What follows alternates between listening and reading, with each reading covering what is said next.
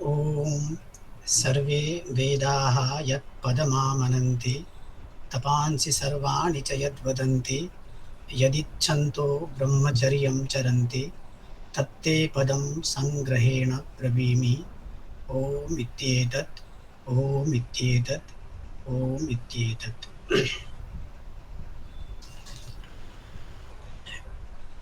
इस अत्यंत महत्वपूर्ण आयोजन के इस अवसर पर इस पटल पर उपस्थित श्रद्धेय आचार्य सोमदेव जी, सम्मान्य आचार्य ब्रह्मदेव जी, सम्मान्य विनय जी, प्राची जी, गुरुकुल कांगड़ी विश्वविद्यालय के अन्य अध्यापकगण, दिल्ली विश्वविद्यालय से इस पटल पर सानुकंप उपस्थित मेरे सूर्यध्वर प्रोफेसर भारतेंदु जी, जेएनयू विश्वविद्यालय से उपस्थित सम्मान्य सुधीर आर्य जी, इस पटल पर उपस्थित अन्य विद्वज्जन, विशेषतः छात्रजन, मैं सबका इस अवसर पर अभिवादन करते हुए अपनी इस चर्चा को आगे बढ़ाता हूँ। मैं सबसे पहले यह निवेदन कर देना चाहता हूँ कि यद्यपि अद्वैत वेदांत वेद को ही आधार बना करके चलता है, लेकिन अद्वैत वेदांत का अत्यंत दृढ़ आग्रह है कि आत्मिक अनुभूति का आरंभ हमारे दैनंदिन अनुभव से होता है। हम अपने आसपास के प्रसरित संसार को अगर माइन्यूटली ऑब्जर्व करते चले जाएं, तो उनका तात्विक विवेचन करते चले जाएं, तो उनके पीछे का अधिष्ठान तत्व क्या है, इसको भी जान जाएंगे। ब्रह्म की अनुभूति वास्तव में कोई देश कालातीत अनुभव नहीं है। हम नित्य अपने दैनंदिन व्यवहार में ब्रह्मानुभूति के साथ ही चल रहे होते हैं, क्योंकि ब्रह्म अद्वैत वेदांत के अनुसार हम स्वयं हैं। इसलिए हमें अपना अनुभव नित्य निरंतर होता चला जाता है। तो यहाँ से बात शुरू करते हैं, और बात शुरू करते हुए वो कहते हैं कि ऑब्जर्व करिए, ऑब्जर्व। यहाँ से बात शुरू करता हूँ, अंत में भी ऑब्जर्व पर ही बात छोड़ना चाहूँगा। देखिए, इस सत्य को तो कोई नकार नहीं सकता कि मानव नित्य निरंतर सुख दुख मोह शोक आदि से अपने आप को ग्रस्त पाता है, क्योंकि अनुभव का निराकरण नहीं है। अन्य सभी वस्तुओं का निराकरण कर सकते हैं, स्वानुभव का कोई निराकरण नहीं कर सकता है। ये दर्शन शास्त्र का एक अक्षुण्ण सिद्धांत है कि अनुभवः निराकर्तुं नैव शक्यते। इसलिए अनुभव को सर्वोच्च प्रमाण माना जाता है। तो दैनंदिन स्तर पर हम नित्य निरंतर दुख सुख मोह आदि का अनुभव करते हैं। तो हमें जानना होगा कि ये दुख सुख मोह आदि से हम मुक्त भी होना चाहते हैं। अच्छा, मुक्त होना चाहते हैं, अगर हम सुख दुख मोह से एक तरह का गेटिंग रिड ऑफ चाहते हैं, तो हमें इसके कारण को जानना होगा कि इन सुख दुखों का कारण क्या है। अद्वैत वेदांत का और सभी दर्शनों का उत्तर है, इसका कारण है संसार। अच्छा, संसार का कारण क्या है? तो वो कहते हैं अज्ञान कारण है। यहाँ से बात देखिए कि दुख सुख का कारण संसार है, संसार का कारण अज्ञान है। अच्छा, क्या कैसा अज्ञान? अज्ञान तो एक सामान्य टर्म है ना, कैसा अज्ञान? तो वो कहते हैं कि आत्म विषय का अज्ञान है। आत्म विषय का अज्ञानेन संसारः जायते, संसारात् दुख सुख मोहः जायन्ते। अच्छा, आत्म विषयक अज्ञान होता क्यों है? तो वो कहते हैं कि आत्म विषयक अज्ञान इसलिए होता है क्योंकि मूल अज्ञान है। अज्ञान की दो विधाएं हैं, अज्ञान के दो प्रकार हैं। अभी आगे बात चलेगी मूला विद्या और तूला विद्या। मूला विद्या एक तरह का मेटाफिजिकल इग्नोरेंस है, जबकि तूला विद्या एक तरह का एपिस्टेमोलॉजिकल इग्नोरेंस है। एपिस्टेमोलॉजिकल इग्नोरेंस का मतलब फंक्शनल इग्नोरेंस। फंक्शनल से मतलब होता है कि जिसका एक जिसने काम करना आरंभ कर दिया है।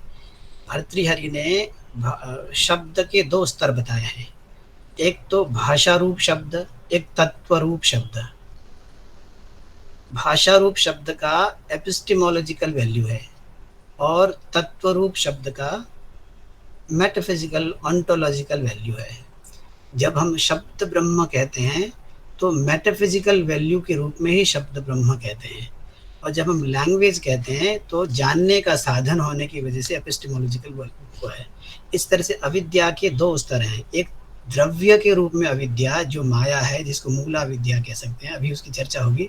उसके बाद तूला विद्या का मतलब होता है कि वह अज्ञान जिसने अपना कार्य आरंभ कर दिया है।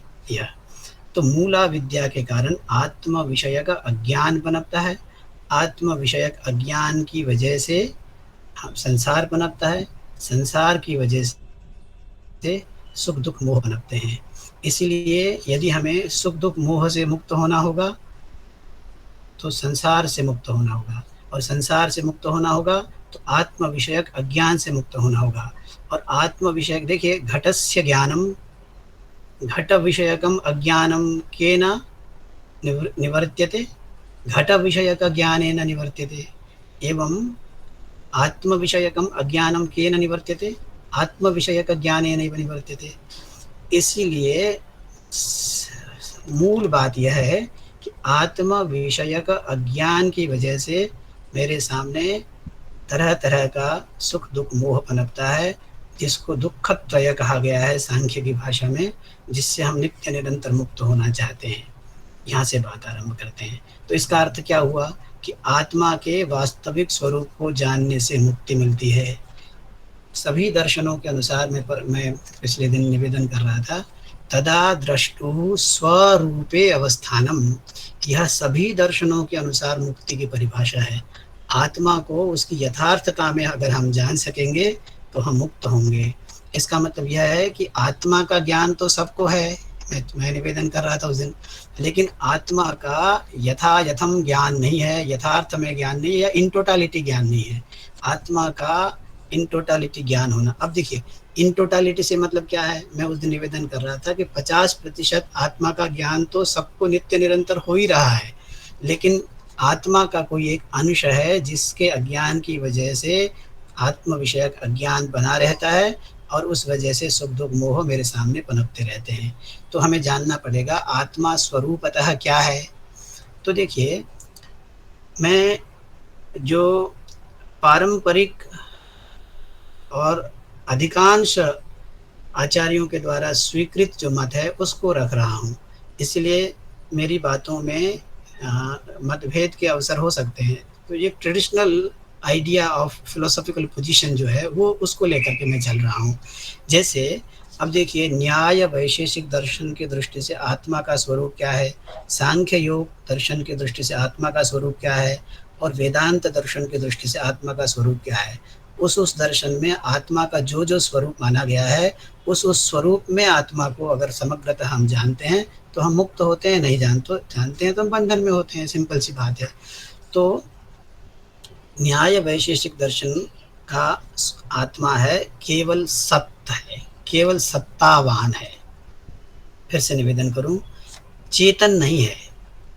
जो ट्रेडिशनल कुछ आचार्यों का इस विषय में मतभेद है, पारंपरिक आचार्यों का भी मतभेद है, लेकिन आचार्य शंकर से लेकर के बौद्धों से लेकर के आज से लगभग 2000 वर्षों का साक्ष्य मिल जाता है, जिससे यह प्रमाणित होता है कि सामान्य दृष्टि न्याय वैशेषिक के मत के बारे में यह थी कि न्याय वैशेषिक मत में आत्मा जड़ पदार्थ है, अचेतन पदार्थ है। प्रश्न है कि आत्मा अगर अचेतन है तो आत्मा और मेरे सामने के इस प्रस्तर खंड में क्या अंतर है? केवल इतना ही अंतर है कि आत्मा में ज्ञान उत्पन्न हो सकता है, लेकिन प्रस्तर खंड में ज्ञान उत्पन्न नहीं हो सकता है। एक एक गिवन कंडीशन में आत्मा में ज्ञान उत्पन्न होता है, इसलिए आत्मा अलग है, ज्ञान अलग है। ज्ञान माने चैतन्यम, आत्मनि चैतन्यम वर्तते न तो आत्मा चैतन्यम नास्ति। इसीलिए ज्ञानाधिकरणम आत्मा कहते हैं, चैतन्याधिकरणम आत्मा कहते हैं। इसके विपरीत सांख्य में और वेदांत दर्शन में चैतन्यम आत्मा कहते हैं। देखिए, एक तो चैतन्य है और उसके अधिकरण को आत्मा कह रहे हैं, और एक चैतन्य को ही आत्मा कह रहे हैं। जो चैतन्य को आत्मा कह रहे हैं वो चैतन्य को द्रव्य मानते हैं, धर्म न मान करके। चैतन्यम धर्मी पदार्थ। तो न्याय वैशेषिक, तो मैं निवेदन ये करना चाह रहा था कि न्याय वैशेषिक दर्शन के अनुसार आत्मा का स्वरूप मात्र सत्य है, और सांख्य योग के अनुसार आत्मा का स्वरूप सत और चित है, आनंद नहीं है। और वेदांत के अनुसार आत्मा का स्वरूप सत, चित और आनंद है। जब हम कह रहे हैं कि आत्म विषयक अज्ञान है, तो हम न्याय वैशेषिक की दृष्टि से आत्मा को उसके तात्विक स्वरूप में नहीं समझ रहे हैं, और सांख्य योग की दृष्टि से आत्मा को उसके तात्विक रूप में नहीं जान रहे हैं, और वेदांत की दृष्टि से आत्मा को हम तात्विक दृष्टि से नहीं जान रहे हैं। लेकिन तीनों के मत में ये साधारण बात है कि हम आत्मा को तात्विक रूप से नहीं जान रहे हैं। अच्छा, अब देखिए कि वेदांत के दृष्टिकोण को लेकर के चलते हैं। वेदांत में हमें ज्ञान है अहम अस्मि, इस रूप में। देखिए, अहम अस्मि, जो ये अस्मि है वो सत्ता का कथन करता है, अहम जो है वो चैतन्य का कथन करता है, क्योंकि अहम अनुभूति प्रस्तर खंड को नहीं होती है, मुझे होती है। इसीलिए आत्मा का सत्व और चित्व नित्य निरंतर 24 घंटे सबको रहता ही है। निद्रा में भी आत्मा के सत्व और चित्व का बोध आत्मा को रहता है। फिर से निवेदन करूं कि न्याय वेदांत की दृष्टि से आत्मा के व्यक्तित्व के 3 आयाम हैं, सत्व, चित्व और आनंदत्व। इन 3 आयामों में से सत्व और चित्व नित्य निरंतर मुझे अवबुद्ध रहता है, लेकिन आनंदांश का मुझे बोध नहीं रहता है। यही है आत्म विषय का अज्ञान। आत्मा आनंद स्वरूप है, इसको न जानना ही, क्योंकि मैं बता रहा था कि पार्शियल नॉलेज और partial ignorance. I have the partial knowledge of the atman principle, but I lack the knowledge of atman principle in its ananda portion. ये बताना, आनंद आस्पेक्ट, पोर्शन कहना तो ठीक नहीं है, आनंद आस्पेक्ट। इसका मतलब I am not knowing the atman principle in its totality. If I know the Atman principle in its totality, in its entirety, then I become the knower of the self. ये idea है। तो अब यह निश्चित हो गया कि आत्म विषयक इस समग्र अज्ञान, इस अज्ञान की वजह, आंशिक अज्ञान कह लें, आंशिक अज्ञान को ही अज्ञान कहा गया है, की वजह से ये सारा का सारा दृश्यमान और अनुभूयमान संसार मेरे सामने प्रसृत होता है, और उस संसार के साथ संबंध की वजह से मैं नित्य निरंतर सुख दुख मोह से गुजरता रहता हूँ, मेरा वाबस्ता होता रहता हूँ। ये बात थी। अब देखें, अब प्रश्न है कि फिर आत्म विषयक ज्ञान का साधन क्या है? तो सांख्य योग अगर कह लें और योग दर्शन करें, योग दर्शन कोई अलग तरह की साधना पद्धति को प्रस्तुत नहीं करता है, क्योंकि योग दर्शन साधना पद्धति के रूप में सांख्य और योग के द्वारा उपस्थापित साधना पद्धति को ही मान करके चलता है। यहाँ देखें कि सांख्य योग दर्शन भी अंततः और प्रकारांतर से वेदांत दर्शन के समान ज्ञान मार्ग का ही दर्शन है, ज्ञान मार्ग को ही सुझाता है। इसीलिए सांख्य योग दर्शन में आप कहते हैं कि स्वरूप तदा द्रष्टु स्वरूपे अवस्थानम। अब यहाँ बात रखने की है, दृष्टा का स्वरूप क्या है सांख्य की दृष्टि में? अभी अभी बताया, सत्व और चित्व। और इस स्वरूप को प्राप्त करने का मार्ग क्या है? तो कहा कि स्वरूपे अवस्थानम योगः चित्त वृत्ति निरोध। ये चित्त वृत्ति का मतलब होता है ज्ञान, सिंपल से ले रहे हैं, घट ज्ञानम, पट ज्ञानम, और मतलब रज्ज्वाम रज्जु ज्ञानम प्रमाण वृत्ति, रज्ज्वाम सर्पज्ञानम विपर्यय वृत्ति। इस तरह से ये जो 5 प्रकार की वृत्तियां हैं, ये ज्ञान के ही भिन्न भिन्न, जो एपिस्टेमोलिक कहते हैं, एपिसोडिक नॉलेज कहते हैं, इवेंचुअल नॉलेज कहते हैं।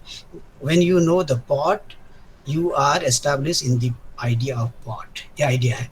जब मुझे घट विषय का बोध होता है तो मैं घट में विद्यमान हो जाता हूँ, मुझ में विद्यमान नहीं होता हूँ।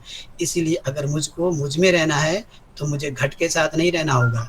इसलिए ज्ञान मेरे सामने तरह तरह के पदार्थों को उपस्थापित कर देता है और मैं उन पदार्थों के स्वरूप वाला हो जाता हूँ, या उन पदार्थों के ज्ञान के स्वरूप वाला होता हूँ। जब मैं उन पदार्थों के ज्ञान के स्वरूप वाला होता हूँ तो स्वयं में उपस्थित, या तो मैं परस्थ हो सकता हूँ या स्वस्थ हो सकता हूँ। तो इसीलिए चित्त की वृत्तियों का निरोध करना पड़ेगा मुझे, क्योंकि चित्त की वृत्तियों का निरोध नहीं करूँगा तो चित्त वृत्तियाँ तरह तरह के पदार्थ, तरह तरह के विषय मेरे सामने उपस्थापित करते जाएंगी, और जब तक पदार्थ मेरे सामने उपस्थित होते जाएंगे मैं पदार्थों में रहूँगा, खुद में नहीं रहूँगा। ये आइडिया है। क्योंकि न्याय वैशेषिक दर्शन के अनुसार, सांख्य योग दर्शन के अनुसार घट विषय ज्ञान में क्या होता है कि चित्त इंद्रिय प्रणालिका के माध्यम से घट तक जाती है और घट के आकार से आकारित होती है। इसको चित्त वृत्ति कहते हैं। प्रमाण के 2 अंश हैं, एक तो है चित्त का इंद्रिय प्रणाली के माध्यम से विषय तक जाना और विषय के आकार से आकारित हो जाना। उसके तुरंत पश्चात उस विषय का बोध होता है। एक को प्रमाण कहते हैं, एक को प्रमा कहते हैं। प्रमा का अर्थ होता है चित्त वृत्ति बोध। हाँ, जब आप उस थॉट्स को जानने लग जाते हो।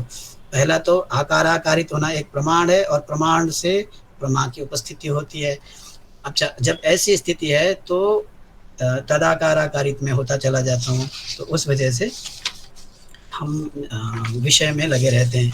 इसीलिए देखिए 2 तरह की अवस्थाएं हैं, एक तो व्युत्थान अवस्था और एक समाधान अवस्था है। एक को आप समाधि कह सकते हैं, एक को व्याधि कह सकते हैं। जब आप चित्तवृत्तियों का निरोध कर रहे होते हैं तब समाधि में होते हैं। जब आप चित्तवृत्तियों का निरोध नहीं कर पा रहे होते हैं, संसार में होते हैं, तो निश्चित रूप से व्याधि में होते हैं। सम और वी, ये 2 उपसर्ग एक दूसरे के विपरीत भावना को। जी मैं देख रहा हूँ, कोई मेरे लिए प्रश्न है? जी, दीपा माला सक्सेना हैज रेज्ड हैंड। इशारा। आचार्य जी, प्रश्नों का समय बाद में रहेगा, बीच में कोई भी प्रश्न ना करें। हमने व्यवस्था बनाई हुई है, प्रश्न अंत में होंगे 3 बजे के बाद, इसलिए कोई भी हैंड रेज कर रहे हैं तो अपना प्रश्न चैट बॉक्स में लिखना है, हम समय ले लेंगे। ठीक है जी जी, मैंने सोचा शायद कोई और कुछ निर्देश के लिए हाथ उठाया जा रहा हो, ऐसा तो नहीं ना? नहीं, कोई भी निर्देश हो, हमारे विद्वान आचार्य जी को कोई निर्देश नहीं दिया जाना है। आप अपना धैर्य से सुने और अपना नोट करें। जो शंका प्रश्न आ रहा हो उसे अंत में प्रश्नों के अवसर पर ही पूछने का समय दिया जाएगा। धन्यवाद। हाँ, तो मैं ये बताना चाह रहा था कि जब मैं व्युत्थान दशा में होता हूँ तो चित्त वृत्तियों के स्वरूप वाला होता हूँ। बहुत अच्छा वाक्य है व्यास मुनि का कि व्युत्थाने याः चित्तवृत्तयः तत् अविशिष्ट वृत्तिः पुरुषः चित्तवृत्तीनां यः आकारः भवति स एव आकारः चित्तवृत्तिवतः पुरुषस्य अपि भवति। इसलिए एकमेव दर्शनम ख्यातिरेव दर्शनम, दोनों का दर्शन, चित्तवृत्ति का दर्शन और चित्तवृत्ति को देखने वाले पुरुष का दर्शन एक जैसा होता है। और परेशानी ये है कि चित्त अगर पुरुष के जैसा हो जाए तो कोई समस्या नहीं है, लेकिन मतलब निरपवाद रूप से पुरुष चित्तवृत्ति के आकार वाला होता है, यह समस्या है। यही बात कही है कि एकमेव दर्शनम ख्यातिरेव दर्शनम व्युत्थाने यः चित्तवृत्तयः तद अविशिष्ट वृत्तिः पुरुषः। इसीलिए ध्यानी लोग विषयों को अपने अंदर पहुंचने नहीं देते। जब भी कोई विषय मेरे पास आ जाएगा वो विषय मुझको मुझसे दूर ले जाएगा। इसीलिए बशीर बद्र की एक पंक्ति है कि बड़े लोगों से मिलने में फासला रखना, जहाँ दरिया समंदर से मिला दरिया नहीं रहा, कि जहाँ दरिया समंदर से मिला दरिया नहीं रहा, क्योंकि विषय आपको अपने स्वरूप से विच्युत कर देता है। यह आइडिया है। तो 2 स्थितियां हैं, या तो आप चित्त के माध्यम से विषय में रहते हो संसार में रहते हो या फिर समाधि के माध्यम में अपने स्वरूप में रहते हो। अब प्रश्न यह है कि मेरा स्वरूप क्या है? तो देखिए एक शब्द पर ध्यान देना कि प्रमाता शब्द है ना, कि मैं प्रमाता हूँ क्या स्वरूपतः? जो चिति तत्व है, जो पुरुष तत्व है, स्वरूपतः प्रमाता नहीं है। वह प्रमाता, वह ज्ञाता बनता है जब माइंड बॉडी कॉम्प्लेक्स में होता है। मतलब पुरुष plus mind body complex becomes the knower, और पुरुष minus the mind body complex does not become the knower. इसका मतलब पुरुष का अपना स्वरूप नोअरहुड या नोअरनेस नहीं है, ज्ञातृत्व नहीं है। इसीलिए प्रमाता वो बना है, प्रमाता है नहीं। तदा द्रष्टाः अयं द्रष्टा संपत् पुरुषः शुद्धः पुरुषः दृष्टिपुरुषः संवृत्तः अस्ति। समाधौ किं भवति? अस्य दृष्टित्वम् अपगच्छति, स्वरूपे अवस्थितिर्भवति। दृष्टित्व उसका स्वरूप नहीं है, अदृष्टित्व उसका स्वरूप है। इसलिए तदा समाधौ द्रष्टुः स्वरूपे अवस्थानं भवति। हालांकि इसकी अलग अलग व्याख्याएं की गई हैं। महर्षि स्वामी दयानंद ने तो इसकी ईश्वर परक व्याख्या की है और जीव परक व्याख्या भी की जाती है, परंतु इसकी एक बहुत अच्छी व्याख्या ये भी हो सकती है, यह स्वस्वरूपे अद्रष्टा अस्ति, यह माइंड बॉडी कॉम्प्लेक्स स्थितौ द्रष्टा संवृत्तः अस्ति, समाधौ सः पुनः स्वरूपे अवस्थितः भवति, स्व अदृष्टित्व रूपे स्वरूपे अवस्थितः भवति। ये आइडिया है। और तो एक बात समझने की बात है कि जो अपने स्वरूप में रहता है वह परम धाम में होता है, वह सारे दुख सुख मोह से परे चला जाता है। और जो एक बार अपने दुख सुख मोह से परे चला जाता है वह उस शांति धाम से लौटना नहीं चाहता है। इसके विपरीत जो संसार में संसार के सफर पर ही रहता है, एक विषय में गया, फिर दूसरे विषय में गया, फिर तीसरे विषय में गया, विषय दर विषय भटकता रहता है, वह उसी सुख उसी में बना रहता है, उन विषयों में बना रहता है ना। और उन्हीं विषयों के आंशिक आनंद को या उन विषयों में रहे हुए दुख को भी अज्ञान की वजह से सुख समझता हुआ उनमें बना रहता है और दुख त्रय से नित्य निरंतर संसक्त होता रहता है, संलिप्त होता रहता है। इसीलिए घर पर रहने की बात है। मैंने एक कविता पढ़ी थी, एक कवयित्री ने कविता लिखी कि घर की रंगीन फिजा की उन्हें क्या खबर, घर की रंगीन फिजा की उन्हें क्या खबर, जिंदगी भर तो वो सफ़र में रहे, जो सफ़र में रहेगा अपने में नहीं रहेगा, घर में नहीं रहेगा। इसलिए घर की परम शांति का आनंद तो वही जान सकता है जो घर में रहता है। तो अपने में रहना ही मुक्ति का द्वार है और वो ज्ञान की वजह से होता है, ऐसा सांख्य योग में माना जाता है। और वेदांत का दर्शन क्या है इसको तो हम आगे पढ़ेंगे ही। अब बात आ रही है कि वेदांत की जो कैसे मैं ये बताना चाह रहा था, ब्रह्म सत्यम जगन मिथ्या। देखिए वेदांत, अद्वैत वेदांत शंकराद्वैत का यह घोषणा है कि ब्रह्म ही सत्य है। और सत्य शब्द को इन्वर्टेड कोमा में लेना। हमने अपने गांव में, अपने माता पिता के पास, अपने स्कूल में, अपने गुरुकुल में रह करके सत्य शब्द का जो अर्थ समझ रखा है उसको टेंटेटिवली ड्रॉप करना होगा। यहाँ सत्य शब्द का एक विशेष अर्थ है, असत्य शब्द का भी विशेष अर्थ है। ये बात मैं उस दिन कह रहा था। अब देखिए सांख्य मत में और अद्वैत वेदांत दोनों ही मतों में आत्मा भी है और अनात्मा भी है, प्रकृति और पुरुष। देखिए अनुभव, अब मैं कह रहा था ना कि अपने सामने के संसार को ऑब्जर्व करिए। मैं सामने क्या देखता हूँ? सामने देखता हूँ घट पट नदी नाले पदार्थ हैं और मैं हूँ जो उनको जानता हूँ। दो ही तरह के तो पदार्थ संसार में अनुभूत होते हैं, एक नोअर और एक नोन, एक ज्ञाता और एक ज्ञेय। ज्ञेय जड़ होता है और ज्ञाता चेतन होता है, इसमें किसी का मतभेद नहीं है। इसलिए दो प्रकार के पदार्थ हैं और नित्य हैं, अनादि हैं, इसमें कोई समस्या नहीं है। अद्वैत वेदांत की दृष्टि से भी नित्य हैं, अनादि हैं, केवल सत्ता के स्तर में भेद है, ये बताना चाह रहा था। देखिए अब उस दिन मैंने बताया ही था कि अगर आत्मा, अगर ब्रह्म को, अगर चेतन तत्व को आप वस्तु कहते हो, तो वो वस्तु इसीलिए है कि वो टिका रहता है, और मेरे सामने जो घटपट आदि पदार्थ हैं उनको अवस्तु इसलिए कहते हैं कि वो उस रूप में नहीं रहते हैं। इतना ही अंतर है, एक वस्तु है, एक अवस्तु है। एक को आप सत कहते हो, एक को असत कहते हैं। असत शब्द का भी जो अर्थ हम सामान्य भाषा में पढ़ते हैं, असत का अर्थ होता है बंध्या पुत्र, असत का अर्थ होता है आकाश कुसुम। उस अर्थ में असत नहीं कह रहे हैं। असत का मतलब जो नहीं रहता, ये भी बात में उस दिन निवेदन कर चुका था। अब दो कैटेगरीज हैं, एक चेतन और एक जड़। तो चेतन को आपने वस्तु कहा, जड़ को अवस्तु कहा। चेतन को सत कहा, जड़ को असत कहा। चेतन को याद रखें ज्ञान कहा, ज्ञान, ज्ञान, ज्ञान माने नॉलेज, नॉलेज माने कॉन्शियसनेस, चैतन्य, उसको ज्ञान कहा। तो प्रकृति को जो जड़ है उसको अदर देन ज्ञान होने से अज्ञान कहा। एक को विद्या कहा, एक को अविद्या कहा। एक को आत्मा कहा, एक को अनात्मा कहा। याद रखें, आत्मा शब्द का अर्थ होता है अतति निरंतरम गच्छति इति आत्मा, और जो निरंतर ना जाए उसको अनात्मा कह देते हैं। इसलिए एक आत्मा है, एक अनात्मा है, एक नित्य है, एक अनित्य है। अनित्य इस सेंस में है कि उस रूप में नहीं बना रहता है।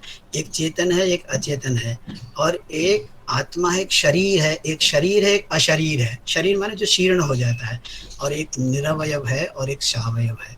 अब यहाँ एक बात याद रखना, आचार्य शंकर अध्यास का दर्शन प्रस्तुत करते हैं, और अध्यास का दर्शन प्रस्तुत करते हुए वो कहते हैं आत्मनि अनात्मा अध्यस्यति, अर्थात जिस रज्ज्वाम यथा सर्पः अध्यस्यति तथा आत्मनि माने ब्रह्मणि अनात्मा अयम संसारः अध्यस्यति। तो जिस तरह से रज्जु और सर्प में आधार आधेय भाव संबंध है, उसी तरह से आत्मा और आत्मा से अतिरिक्त का संसार है, उसमें आधार आधेय भाव संबंध है। इसलिए atman is the supporter and the whole existence is supported. तो whole existence is supported by atman. अब देखिए यहाँ से बात चली एक तो अंत में आधार जो होता है वो बना रहता है, और जो आधेय होता है वो चला जाता है। और रज्जु में जो आपको सर्प दिखाई दे रहा है, रज्जु के वास्तव रज्जु विषयकम अज्ञानम रज्ज्वाम सर्पम भावयति, यदा रज्जु विषयकम ज्ञानम भवति तदा रज्ज्वाम तत् सह सर्पः बाधितः भवति। इसको बाध सामानाधिकरण्य कहते हैं वेदांत की एपिस्टेमोलॉजी में। तो जो रह जाता है वो तत्व है, और जो नहीं रहता है वो अतत्व है, ये बात है। इसलिए आधार आधेय भाव के दर्शन को शांकर अद्वैत को समझने के लिए अच्छी तरह से समझ लेना जरूरी है। तो ये बता रहा था, तो दोनों ही दर्शनों में दोनों ही हैं। अर्थात अब देखिए प्रश्न क्या है, एक तो है सांख्य मत। सांख्य मत में मैं थोड़ा सा इसको दिखाने का प्रयास करूं, मैं भूल गया था, इसको दिखाना है मुझे। हाँ,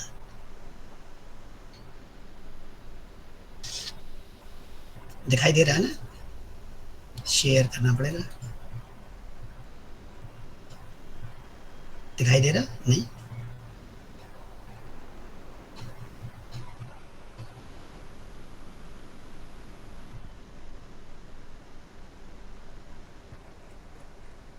दिखाई दे रहा है ना अभिनय जी? दिखाई दे रहा है जी? दिखाई दे रहा है, कुछ आया नहीं।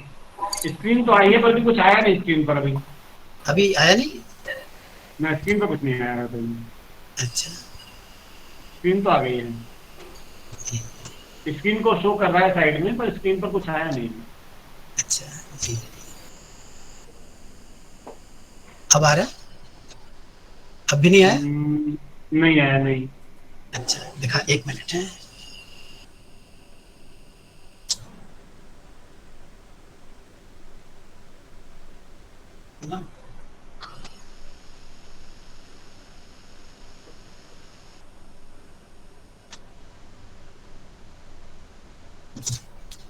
उनको दिखाई नहीं दे रहा था।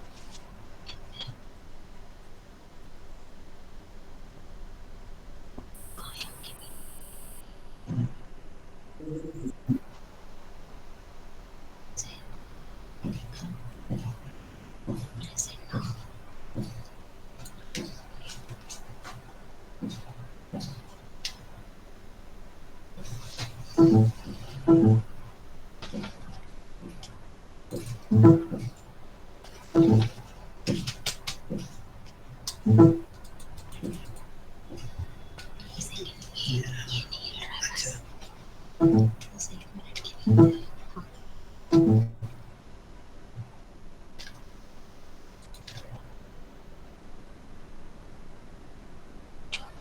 आ रहा? जी अब आ गया, जी अब आ गया जी। हाँ जी जी जी जी, ठीक है ठीक है।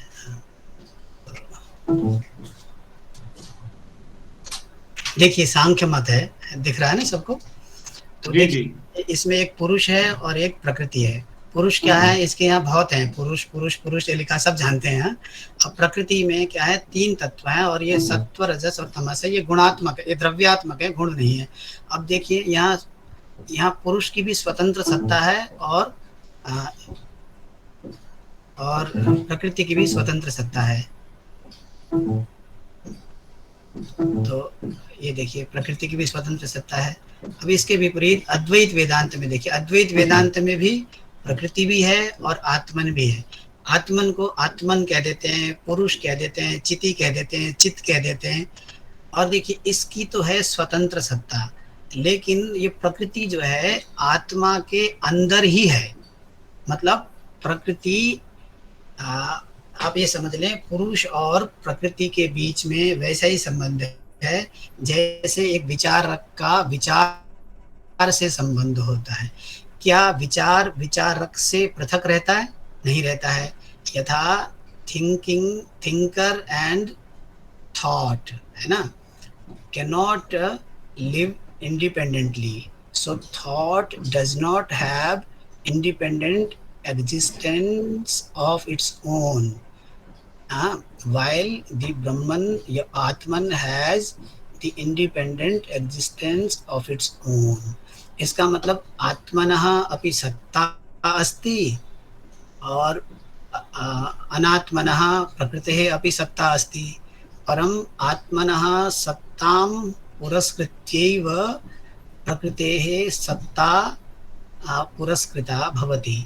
एकस्य स्वाधीनसत्ता वर्तते, अन्यस्य पराधीनसत्ता वर्तते। आत्मसत्ता प्रदत्त सत्तावान भवति अनात्मा।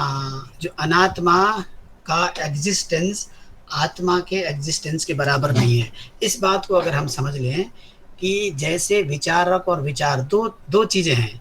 जैसे एक विचारक के अंदर विचार होता है, विचार बिना विचारक के नहीं रह सकता, जबकि विचारक बिना विचार के भी रह सकता है।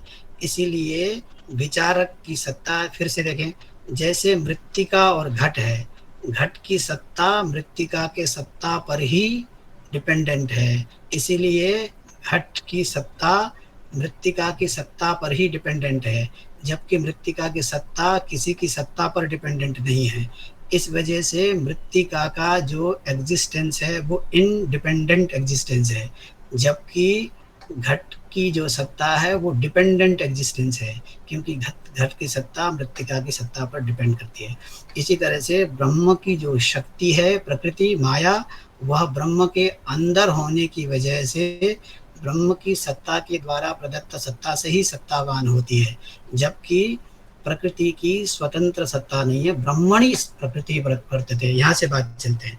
अब देखिए, अब सांख्य योग के अनुसार भी, वेदांत दर्शन के अनुसार भी, ये मेरे सामने का सारा संसार जो है उसी से प्रसृत है।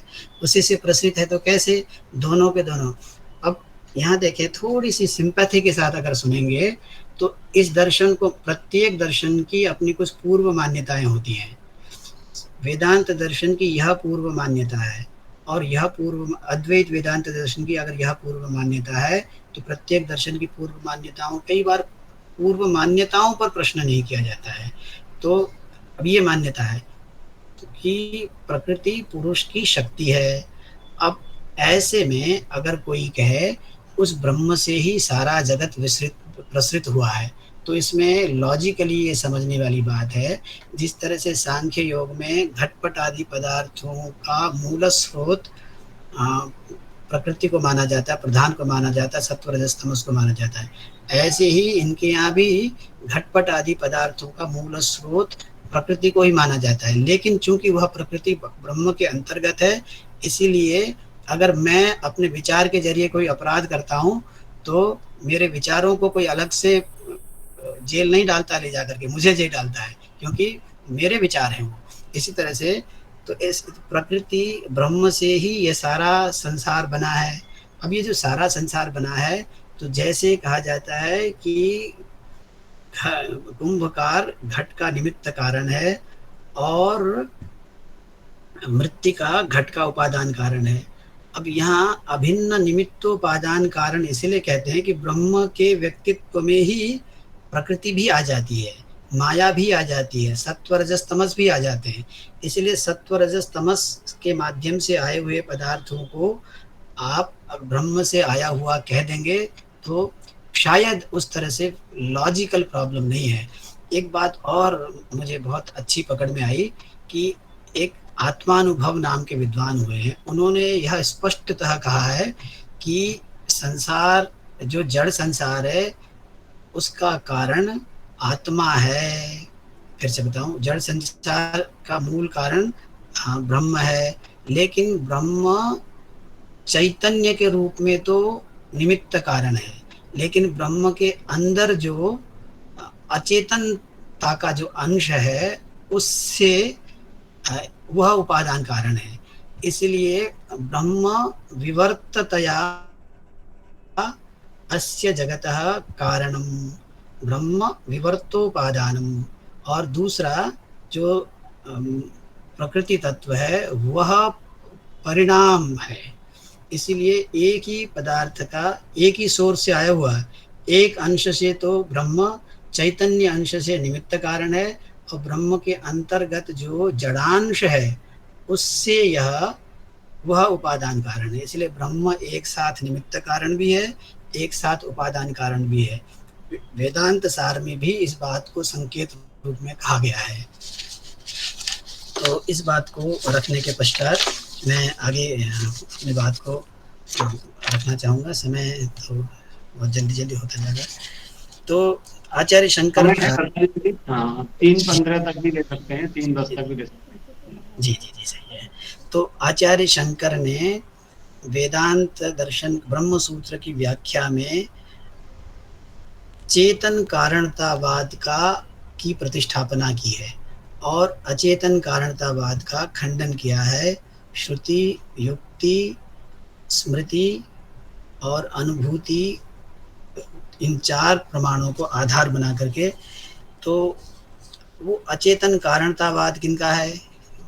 ब्रह्म सूत्र के शांकर भाष्य को कैसे समझे विद्यार्थी लोग, इसके लिए निवेदन कर रहा हूँ कि अपने शांकर भाष्य में उन्होंने अचेतन कारणतावाद का खंडन किया है। अचेतन कारणतावाद के 2 रूप हैं, एक तो प्रधान कारणतावाद सांख्यों का, एक परमाणु कारणतावाद न्याय वैशेषिक का, और उसके बाद में अभिन्न निमित्तक उपादान कारणता का कथन किया है। एक बात और बताता चलूं, सांख्य के साथ बहुत अधिक मतभेद जैसी स्थिति शांकर भाष्य में दिखती है, लेकिन सांख्य दर्शन में और वेदांत दर्शन में बहुत अधिक समता है। प्रधान मल्ल कहा गया है सांख्य दर्शन को। प्रधान मल्ल का अर्थ प्रधान शत्रु नहीं है, बल्कि उसका अर्थ यह है कि सिद्धांतों में दोनों में इतनी समानता है कि एक बार को ऐसा लगता है कि एक जो है दूसरे का स्थान न ले लें कैसे। ऐसी ही स्थिति है जैसे पॉलिटिकल पार्टीज की, 2 पॉलिटिकल पार्टीज की जब समान आइडियोलॉजी होती है, जैसे मान लीजिए कि बीजेपी है और शिवसेना है, उनको हमेशा एक दूसरे से डर रहता है कि कहीं हमारी कॉन्स्टिट्यूएंसी को ये ऑक्यूपाई न कर ले। यही प्रधान मल्लतावाद है। इसलिए सांख्यों के खंडन में सब कुछ लगा देते हैं शंकर, क्योंकि सांख्य का मत और शंकर का मत लगभग एक जैसा है। आत्मा का स्वरूप भी भले ले लें, कुछ को अंतर है। अब मैं प्रॉपर विषय पर आने का प्रयास करता हूँ। देखिए कि ये यहाँ देखिए, पदार्थ 2 प्रकार के हैं, अभी मैंने बताया ना, एक है आत्मा, एक है अनात्मा। एक को दृक् कहते हैं, दृक् को ही चित्त भी कह देते हैं, ज्ञान भी कह देते हैं, एक को दृश्य कह देते हैं। अब देखिए जो दृक् है, जो चेतन तत्व है, वो 4 प्रकार का है। यहाँ थोड़ा सा जो पारंपरिक दर्शन है उससे हट करके मैं बताने का प्रयास कर रहा हूँ। जो चेतन है, अब मैं ये बताना चाह रहा हूँ ना कि मूल में ब्रह्म सत्य है और सब कुछ असत्य है। असत्य माने बनी हुई चीज़ें हैं। एक बात समझने की बात है कि जो बनी हुई चीज़ होती है ना, एक शब्द पर ध्यान दें। जो कल्पना शब्द है, आज जिस अर्थ में प्रयोग किया, जगत कल्पना है, असत्य है, कल्पना है, तुच्छ है, इमेजिनेशन है, इस अर्थ में नहीं होता था प्राचीन काल में। शब्दों के प्रयोग को उसके ऐतिहासिक संदर्भ में समझने की जरूरत है। जैसे कुंभकारः घटम कल्पयति, इसका अर्थ क्या है? कुंभकार घट बनाता है। अहम घटम कलयामि, कल्पयामि, ये जो कलन है, कल्पन है, उसको निर्माण को कहते हैं। इसका मतलब घटः कल्पितः भवति का अर्थ होता है घटः निर्मितः भवति। और जो कंपोज्ड होता है, कंस्ट्रक्टेड होता है, और इसमें तो शायद किसी को समस्या नहीं है, जो भी कंपोज्ड होता है एक दिन डीकंपोज्ड हो जाता है, जो भी कंस्ट्रक्टेड होता है एक दिन डीकंस्ट्रक्टेड हो जाता है, जो भी बिल्ट अप हो जाता है जो कोलैप्स कर जाता है। जो कोलैप्स कर जाता है उसको अनात्मा कहते हैं, और जो बना रहता है उसको आत्मा कहते हैं। अब ये जानना है कि ये जो पदार्थ इस प्रकार के हैं, तो ये सब संसार कैसे ऐसा बनता चला गया, ये देखें। तो अब देखें, ये पदार्थ है, थोड़ा सा मैं अब यहाँ देखें। पहले तो ये समझने का प्रयास करते हैं कि ये दृश्य जगत क्या है। दृश्य, इसको प्रकृति कहते हैं, प्रकृति है ना। जो दृश्य माने जड़ प्रकृति, इसके दो अंश है। अज्ञान वेदांत सार में हमारे विद्यार्थियों ने पढ़ रखा है, उसमें दो एस्पेक्ट्स हैं, एक समष्टि और एक व्यष्टि। समष्टि और व्यष्टि को वन और वृक्ष के उदाहरण के द्वारा प्रस्तुत किया जाता है। जैसे वृक्षों के समुदाय को वन कहते हैं, इसीलिए जो आइडिया ऑफ फॉरेस्ट को मैं एक वचन में प्रयोग करता हूँ। I am going to the forest, I have seen the forest. अहम वनम गच्छामि, एक वचन का प्रयोग करते हो। अहम वृक्षान पश्यामि, अब बहुवचन का प्रयोग करते हो। तो एक ही अस्तित्व को दो दृष्टियों से विभाजित किया जा सकता है, समष्टि दृष्टि और व्यष्टि दृष्टि। समष्टि दृष्टि से वनम कहते हो, व्यष्टि दृष्टि से वृक्षाः कहते हो। अब देखिए, इस समष्टि के तीन प्रपंच हैं। थोड़ा मुझे जल्दी रखना पड़ेगा, ये तो बहुत ढंग से समझने की पूरी कार्यशाला का विषय है। अब देखिए, एक तो इसका स्थूल एस्पेक्ट है, और एक इसका सूक्ष्म एस्पेक्ट है, और एक इसका कारण एस्पेक्ट है। तो स्थूल सूक्ष्म कारण, यहाँ भी स्थूल सूक्ष्म कारण ही है। अब ये सब दृश्य है। मैं ये बताना चाह रहा था कि उपाधि किसे कहते हैं। एक ही चैतन्य भिन्न भिन्न उपाधियों में उपहित होता है तो भिन्न भिन्न रूपों में प्रस्तुत होता है। अगर मैं, जैसा बार बार मैं उदाहरण देने का प्रयास करता हूँ, कि अगर मैं अपनी बेटी के स्कूल में जाकर के फीस भरने की लाइन में खड़ा होता हूँ, तो वह एक विशेष प्रकार की स्थिति मुझे पिता बनाती है। जबकि जब मैं अपने छात्रों के सामने चौक और ब्लैक बोर्ड के सामने, चौक को हाथ में लेकर ब्लैक बोर्ड के सामने खड़ा होता हूँ, तो मैं अध्यापक बन जाता हूँ। तो वो उपाधि की वजह से मैं अध्यापक बनता हूँ, उपाधि की वजह से मैं पिता बनता हूँ। स्वरूपतः न तो मैं पिता हूँ, न तो स्वरूपतः मैं अध्यापक हूँ। अगर मैं एक विशेष प्रकार की पोशाक पहन करके बॉर्डर में खड़ा हो जाता हूँ, सैनिक होता हूँ, मैं सैनिक बना हूँ, मैं सैनिक हूँ नहीं। इसी तरह से मैं जब मेल बॉडी में आता हूँ तो पुरुष कहलाता हूँ, जब मैं फीमेल बॉडी में आता हूँ तो स्त्री कहलाता हूँ, जब मैं भारत में जन्म लेता हूँ तो भारतीय कहलाता हूँ। ये सब के सब मुझे एक उपाधियों ने उपहित अवस्था में मेरे नाम है। जब मैं उन उपाधियों में उपहित भी होता हूँ तो स्वरूपतः विच्युत नहीं होता हूँ। याद रखना, जो वह वस्तु का स्वरूप होता है जिससे कभी विच्युति नहीं होती है। जैसे ब्रह्म का स्वरूप है सच्चित आनंद, सच्चित आनंद से ब्रह्म कभी विच्युत नहीं होता है। इसके विपरीत उपाधियों में कभी रहता है, कभी नहीं रहता है। इसलिए जो स्वरूपतः विच्युत हो जाता है, जो अपने से विच्युत हो जाता है, वो मेरा स्वरूप नहीं। जैसे अहम चैतन्यम अस्मि, चैतन्यम अहम सर्वदा एवमेव भवामि। अहम दुखी अस्मि, अहम सुखी अस्मि। दुःखम माम दुःखिनं करोति, सुखम माम सुखिनं करोति। न तो अहम दुखी, न तो अहम सुखी। स्वरूपतस्तु अहम चैतन्यमेव। तो अवस्था विशेष में जब मैं अवस्थित होता हूँ तो मुझे एक विशेष मेरा स्टेट बन जाता है, जबकि स्वरूप मेरा वो नहीं है। यही जानने की बात है। तो देखिए कि ये जो है, ये माया से बनी हुई सृष्टियां हैं अलग अलग प्रकार की। अब जब इसमें ये मूल चैतन्य, आत्म चैतन्य इसमें प्रतिबिंबित होता है, एक नाम से जाना जाता है। इसमें प्रतिबिंबित होता है तो एक नाम से जाना जाता है। इसमें प्रतिबिंबित हो जाता है तो एक नाम से जाना जाता है। ऐसी स्थिति है जैसे अमिताभ बच्चन अगर फिल्म में एक विजय का रोल कर रहे हैं, एक दिन में 3-4 फिल्मों को शूट कर रहे होते हैं। एक जगह विजय का रोल कर रहे हैं, एक जगह चैत्र का रोल कर रहे हैं, एक जगह मैत्र का रोल कर रहे हैं। लेकिन जब उस सेटिंग में होते हैं तो विजय कहलाते हैं, इस सेटिंग में होते हैं तो चैत्र कहलाते हैं, इस सेटिंग में होते हैं तो मैत्र कहलाते हैं। लेकिन जब अमिताभ बच्चन शाम को घर आते हैं तो अमिताभ बच्चन होते हैं। जब उन शूटिंग में भी होते हैं, विजय होते हुए भी अमिताभ बच्चन होना बंद नहीं करते हैं। ऐसे ही जब हम अवस्थाओं की बात करेंगे उसमें आएंगे। अब मैं एक बात, ये देखिए, यहाँ से बात समझने का प्रयास करना चाहिए। मुझे थोड़ा सा समय मिलता तो मैं बहुत विस्तार के साथ कहता। देखिए ये जो अवस्थाएं हैं, these are the states, and when the Brahman principle becomes reflected in these states, he is known by particular names. So one conscious principle becomes many. So manyness of the conscious principle is not the real and permanent. Oneness and consciousness and the existence, consciousness and bliss. The ideal, the permanent characteristics of the consciousness principle is existence, bliss and consciousness, and he cannot get rid of these three aspects. When a particular thing cannot get rid of the those aspects, his permanent characteristics are those aspects. ये समझने की जरूरत है। तो अब देखिए, इनमें जब अवस्थित होता है तो वो उन नामों से जाना जाता है। अब मैं बताने का प्रयास करूंगा कि एकम चैतन्य तत्वम कथम नाना संपद्यते, नाना संपन्नमपि एकम चैतन्यम कथम एकत्वम न जहाति। ये आइडिया है।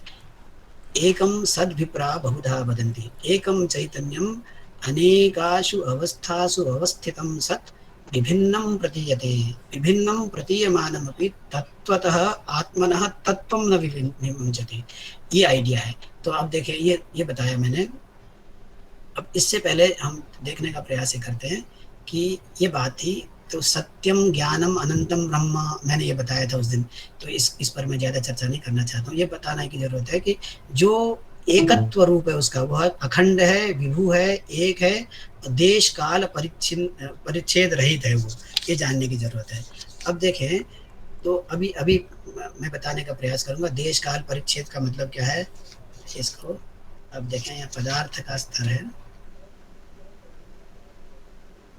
समय तो हो गया होगा शायद, मुझे रोक दीजिएगा जब समय। बेटा जी अभी है, समय है, समय है। जी जी।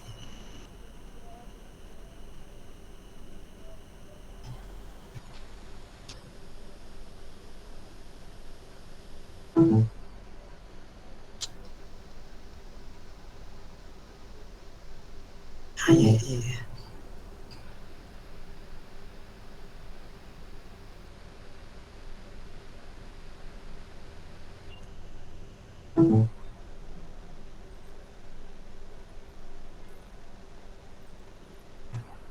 यहाँ देखिए। अब देखिए, ये पदार्थ की बात कर रहा था। अब देखिए, जो ब्रह्म है, ये जो दृक् तत्व है, इसके 3 रूप हैं। मैंने बताया, माया उपहिता दृक् ब्रह्म। किसको ब्रह्म कहते हैं? एक 2 शब्दों पर विद्वज्जन ध्यान दें। एक शब्द होता है उपाधि और एक होता है विशेषण। फिर से बताने का प्रयास कर रहा हूँ। एक है विशेषण भी न कहें, अवच्छेद कहूँ मैं। एक होता है उपाधि, एक होता है अवच्छेद। जी, मैं नहीं, आपके पास समय है, अभी आप दे सकते हैं। जी जी जी। एक है उपाधि है, 15 से 20 मिनट हम दे सकते हैं। हाँ जी जी जी, मैं उस बात में समाप्त हूँ। एक है उपाधि और एक है अवच्छेद। इन शब्दों पर मैं विद्वानों का ध्यान आकर्षित करना चाहता हूँ। उपाधि क्या होता है कि ब्रह्म भी है और माया भी है।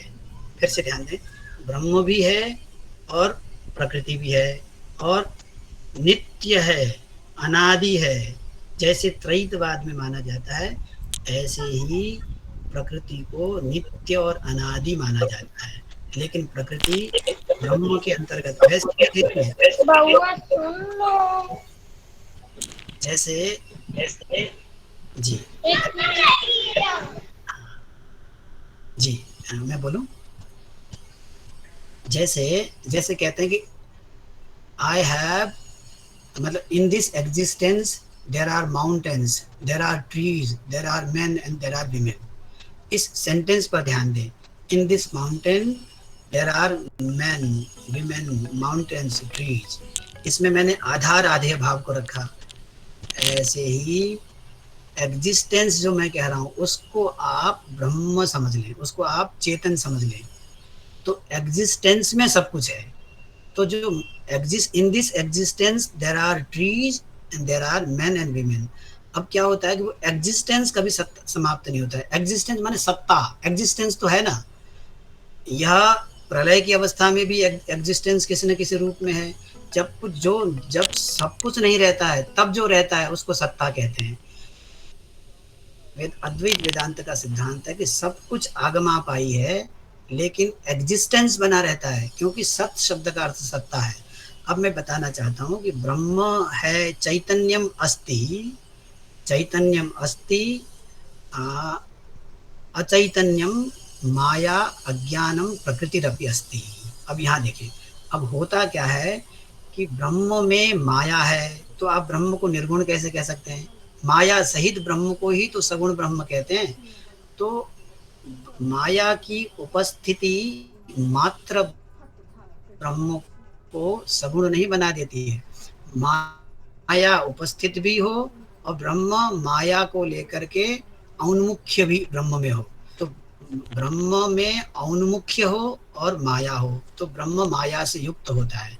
नहीं तो माया की उपस्थिति होते हुए भी ब्रह्म माया विहीन हो जाता है। तो देखिए, माया उपहिता दृक्, उपाधि शब्द का मतलब होता है केवल जब वस्तु जहाँ रहती है परंतु वस्तु असंबद्ध रूप से रहती है, इसको उपाधि कहते हैं।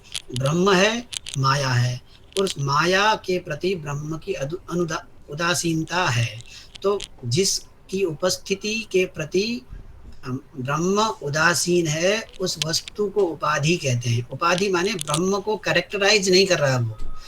It does not become the characteristics of Brahman.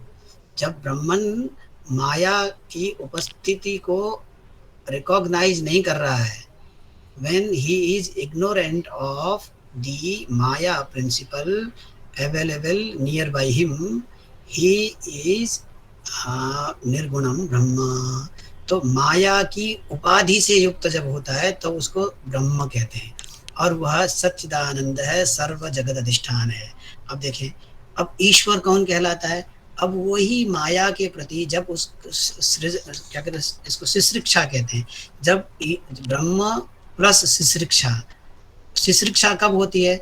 जब उस माया के प्रति ब्रह्म के अंदर औन्मुख्य पनपता है, तब वह ब्रह्म माया से युक्त होता है। माया होने पर भी माया से युक्त नहीं था यहाँ, लेकिन यहाँ माया के प्रति औन्मुख्य ने उसको माया युक्त कर दिया, तब वह ईश्वर बन गया।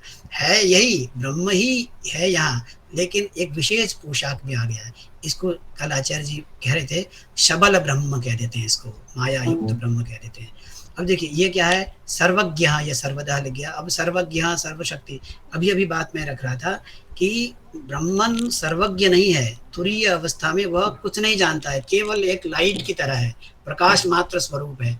और अद्वैत वेदांत के इस एस्पेक्ट की बड़ी आलोचना हुई कि आप तो ब्रह्म को जड़वत बना देते हो। सांख्य नैयायिकों की आलोचना हुई, क्योंकि नैयायिकों के अनुसार आत्मा मोक्ष की अवस्था में जड़वत हो जाता है, जड़ ही हो जाता है, क्योंकि दुखापवर्गो मोक्ष ऐसे कहते हैं। दुख से मतलब क्या कहते हैं, दुख संवेदनायैव रामे चैतन्यमाहितम्। केवल न केवलम रामे दुख संवेदनायैव चैतन्यमाहितम्, सर्वेषु अपि प्राणिषु चैतन्यम दुख संवेदनायैव आहितं वर्तते न्याय वैशेषिक सिद्धांतानुसारम्। यदा दुःखाभावः भवति तदा अचेतनः भवति आत्मा, ये आइडिया है। तो वहाँ आत्मा की अचेतनता प्रसक्त हो जाती है। यहाँ यद्यपि आत्मा को परम चेतन, इसका मतलब मैं कुछ नहीं जानता, मैं कुछ नहीं जानता कब, जब मैं परम जड़ हो जाता हूँ। अब मैं कुछ नहीं जानता कब, जब मैं परम चेतन हो जाता हूँ। दोनों एक विशेष एक ही प्रकार की मुक्ति के सिद्धांतों को प्रस्तुत कर देते हैं। केवल अद्वैत वेदांत में उस स्थिति को सुखरूप कहते हैं, पर सुखानुभव नहीं है, वो सुखरूपता है, एग्जिस्टेंस सुखरूपता है। अब इसलिए सर्वनियंता, इसलिए यहाँ सर्वज्ञ बना है। अभी यहाँ देखिए इस स्थिति में तो जगत द्वैत है ही नहीं, केवल ब्रह्म है। तो सर्वम यदा नास्ति घटस्य ज्ञाता घटज्ञः, पटस्य ज्ञाता पटज्ञः, सर्वस्य ज्ञाता सर्वज्ञ, अत्र सर्व अस्त्यव नहीं। जब सर्व है ही नहीं तो सर्वज्ञ कैसे हो सकता है? तो इसलिए अप्रमाता है, यहाँ आकर के वो प्रमाता बन जाता है, क्योंकि यहाँ माया से वो अवच्छिन्न होता है, यहाँ माया से उपहित हुआ था। अब यहाँ कूटस्थ, अब दूसरा ये तो थोड़ा अब ये इसकी बात है। अब यहाँ दृश्य जो है ये थोड़ा गलत लिख गया, ये मुझसे गलत हो गया। ये दृक् के ही चार भेद हैं, एक कूटस्थ और जीव, ये दृश्य नहीं है। कूटस्थ किसे कहते हैं? अविद्या। देखिए माया और अविद्या में बाद के वेदांत में भेद किया गया है। माया क्या होता है? समष्टि जब होती है तब माया होती है, जब व्यष्टि होती है तब वह अविद्या हो जाती है। उस अविद्या से उपहित जब हो जाता है तो वो कूटस्थ बन जाता है। देखिए जीव की पहली अवस्था है, कुछ लोग कहते हैं कूटस्थ एक है, कुछ लोग कहते हैं कूटस्थ नाना है, लेकिन जीव माने नाना भाव को प्राप्त हो जाता है वृक्षों की तरह। तब यह अविद्या से उपहित होना, अविद्या से अवच्छिन्न होने में अंतर है। तो जब अविद्या से अवच्छिन्न हो जाता है तो किंचित ज्ञा हो जाता है, किंचित ज्ञा हो जाता है। अब देखिए अविद्या से यहाँ माया से, कहते तो अविद्या ही थे ना, अविद्या से युक्त ईश्वर भी होता है और अविद्या उसको सर्वज्ञ बना देती है। ब्रह्म असर्वज्ञ है, ईश्वर सर्वज्ञ है। एक माया ने ईश्वर को तो सर्वज्ञ बना दिया और जीव को अल्पज्ञ बना दिया। एक माया के दो कार्य कैसे हैं? तब उसको कहते हैं, देखो माया भी शब्द है ना, एक तो होता है, देखिए एक तो यह है कि उसको ऐसे कहना चाहिए कि माया जिसके तदस्यास्त्यस्मिन्निति मतोपि, पाणिनि व्याकरण का सूत्र है। माया जिसके पास है और माया जिसमें है। मेरे सर पर कीचड़ होना और मेरे पास में कीचड़ होने में अंतर है ना। तो माया ईश्वर के अधीन है, जबकि जीव माया के अधीन हो जाता है, अविद्या के अधीन हो जाता है। जब अविद्या के अधीन हो जाएगा जीव तो वह अविद्या जीव को अल्पज्ञ बना देती है। अगर अविद्या को साधन बना देंगे तो किसी भी वस्तु को मैं साधन बनाता हूँ, मना एव मनुष्याणाम कारणम बंध मोक्षयो, ऐसा कहा जाता है। तो एकमेव अज्ञानम ब्रह्म सर्वज्ञम करोति, ईश्वर रूपे आगतम ब्रह्म सर्वज्ञम करोति, तदेव अज्ञानम जीवम अल्पज्ञम करोति, भोक्तारम करोति, कर्तारम करोति, प्रमातारम करोति। और यहाँ इस तरह से बात है। तो थोड़ी बात और अच्छा, अब ये थोड़ा मेरे पास समय कम है, मैं दिखाता हुआ चलता हूँ। अब देखिए यहाँ कारण क्या है, ये है, ये दृश्य है, दृश्य के ये भाग हैं। ये कारणम मायाख्यम एक विधम, ये सब ईश्वर कारण है, इधर कार्य ये है। तो इसको मैं रखता चलता हूँ। और ब्रह्म के लक्षण की बात की जाती है, ब्रह्म का लक्षण क्या है। तो और लक्षण में सच्चिदानंद मैंने कहा, अभी सत्व है, चित्व है, आनंदत्व है, तो इस पर बहुत ज़्यादा बात नहीं करेंगे। और ब्रह्म का लक्षण जब किया जाता था तो दो तरह के लक्षण होते हैं, एक स्वरूप लक्षण और एक तटस्थ लक्षण। स्वरूप लक्षण क्या होता है? स्वरूप लक्षण जैसे गंध पृथ्वी का लक्षण है, तो गंध पृथ्वी का अंग नहीं है, लेकिन पृथ्वी को सजातीय विजातीय पदार्थ से व्यावृत्त कर देता है। तटस्थ लक्षण क्या होता है कि वह तटस्थ लक्षण होता है। लेकिन स्वरूप लक्षण का मतलब होता है कि जो लक्ष्यमान वस्तु का कैरेक्टरिस्टिक्स हो। ब्रह्म के संदर्भ में ब्रह्म सच्चिदानंद है ना। अच्छा, जो सच्चिदानंद होता है, सत्यम ज्ञानम अनंतम ब्रह्म, ब्रह्म का व्यक्तित्व जानना हो, जिसके जानने से हम मुक्त होते हैं, तो वैदिक वाक्य हमारी सहायता करते हैं। सत्यम ज्ञानम अनंतम ब्रह्म और प्रज्ञानम ब्रह्म, विज्ञानम अनंतम ब्रह्म, ऐसी स्थिति है ना। तो जो सत्यम ज्ञानम अनंतम ब्रह्म है, सत्य पद जो है अनृत विकारियों से इसको व्यावृत्त करता है, और ज्ञान पद जो है जड़ पदार्थों से ब्रह्म को व्यावृत्त करता है। अनंत पद जो है अंत विशिष्ट वस्तुओं से ब्रह्म को व्यावृत्त करता है। आनंद पद जो है ब्रह्म को दुख से व्यावृत्त करता है। इसलिए घटा सत्य है ना। तो ये जो अभी उसकी बात मैंने नहीं कहा था। अब अद्वितीयम, देखिए इसके लिए कहा गया एकम एव अद्वितीयम, तो एकत्व भी उसका लक्षण है। तो एक पदेन ब्रह्मणि सजातीय निरासः, एव पदेन एकम एव अद्वितीयम, एव पदेन स्वगत भेद निरासः, अद्वितीय पदेन विजातीय भेद निरासः, ये समझना चाहिए। तो सजातीय विजातीय स्वगत भेद विद्यार्थी लोग पढ़ते रहते हैं इसको, तो मैं थोड़ी सी बात को आगे बढ़ाना चाहता हूँ। अद्वैत वेदांत में आत्मा को या ब्रह्म को निर्गुण कहा गया है, हम सब जानते हैं। क्रिया भी एक गुण है और वह ब्रह्म तत्व निष्क्रिय सत्ता है, नॉन डायनेमिक प्रिंसिपल है, ऐसा कहा जाता है। सांख्य योग में भी ब्रह्म या आत्म तत्व को निष्क्रिय या निर्गुण पदार्थ कहा गया है। अप्रतिसंक्रमा ये शब्द है व्यास भाष्य में। तो क्रिया ही कर्म है, और भगवत गीता में बार बार कहा गया है कि आत्मा का कर्म से कोई संबंध नहीं है। नमे कर्माणि लिम्पन्ति नमे कर्म फलेषु प्रिया। एक बात और याद रखने की है, समग्र धातु पाठ को दो भागों में विभक्त कर देना चाहिए एक वेदांत की दृष्टि से। एक अस धातु और ज्ञा धातु, और अन्य सभी धातुएं। अन्य सभी धातुएं क्रियाओं का कथन करती हैं, जबकि अस और ज्ञा धातु केवल होने का कथन करते हैं। इसलिए ज्ञान शब्द का अर्थ होता है होना, स्वरूप ज्ञान के संदर्भ में कह रहा हूँ। इसलिए ब्रह्म अस्ति हो सकता है, ब्रह्म करोति नहीं हो सकता है। इसलिए ये विशेष बात यह है कि भगवान शंकर जब चरपट पंचरिका लिख रहे थे, उन्होंने एक धातु का प्रयोग किया, प्राप्ते सन्निहिते मरणे नहीं नहीं रक्षति डुक्रिय करणे। कभी आपने ध्यान दिया कि डुक्रिय करणे धातु को ही उठा करके वहां क्यों प्रस्तुत करते हैं? क्यों कहना तो चाहिए था नहीं नहीं रक्षति भूसत्तायाम, छंदोभंग भी नहीं होता क्योंकि पहली धातु तो भूसत्तायाम है। लेकिन भूसत्तायाम का ग्रहण न करके वहाँ कर्म, क्योंकि आचार्य शंकर ब्रह्म में क्रिया का निषेध करना चाहते हैं। और इतना ही नहीं, भगवत गीता में शंकर ने नहन्यते हन्यमाने शरीरे, इसकी व्याख्या करते हुए कहा हनन क्रियावान आत्मा न भवति। किम यदि हनन क्रियावान आत्मा न भवति तर्हि अन्य क्रियावान भवति। तो कहते नहीं, हानिरत्र उपलक्षणार्थ, उपलक्षण के लिए कोई भी क्रिया आत्मा में नहीं होती है, इंक्लूडिंग हनन क्रिया। ये आइडिया है। तो इस तरह से माया की भी बात है। और उसके बाद में देखिए, अब यहाँ थोड़ी सी समझने की बात यह है कि जो दृश्य जगत है, जो अभी बता रहा था मैं, दृश्य जगत ये सब के सब, अब ये इस सब के भेद है। इनमें जब ब्रह्म आ जाता है तो अलग अलग रूपों में प्रस्तुत हो जाता है।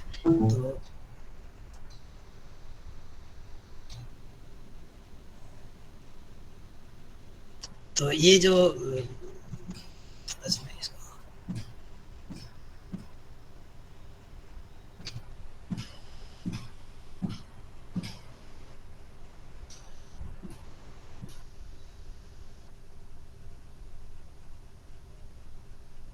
अब देखिए ब्रह्म का कैसे प्रसार हुआ। ब्रह्म ईश्वर बन गया समष्टि अज्ञान में, ये सब कारण शरीर सुषुप्ति शरीर वेदांत सार का विषय है। हाँ, अब ये सब के सब हम सब जानते हैं। तो अब मैं बताने का ये प्रयास करूँगा, इन अवस्थाओं में जब ब्रह्म आता है तो उन नामों से जाना जाता है। अब इसमें ब्रह्म के ये रूप हैं अलग अलग, विश्व है, तेजस है, जब स्वप्नावस्था में होता है। एक बात और रखूं कि अब ब्रह्म ज्ञान कैसे, ब्रह्म का स्वरूप तय कर लिया और अध्यास की अध्यास का लक्षण, शंकर वेदांत के विद्यार्थियों को अध्यास क्या है, अध्यास के भिन्न भिन्न रूप क्या हैं, इनको अच्छी तरह से जानना चाहिए। बहुत विस्तार का विषय है। तो और ज्ञान का आश्रय जीव होता है या ब्रह्म होता है, इस बात चर्चा चलती है।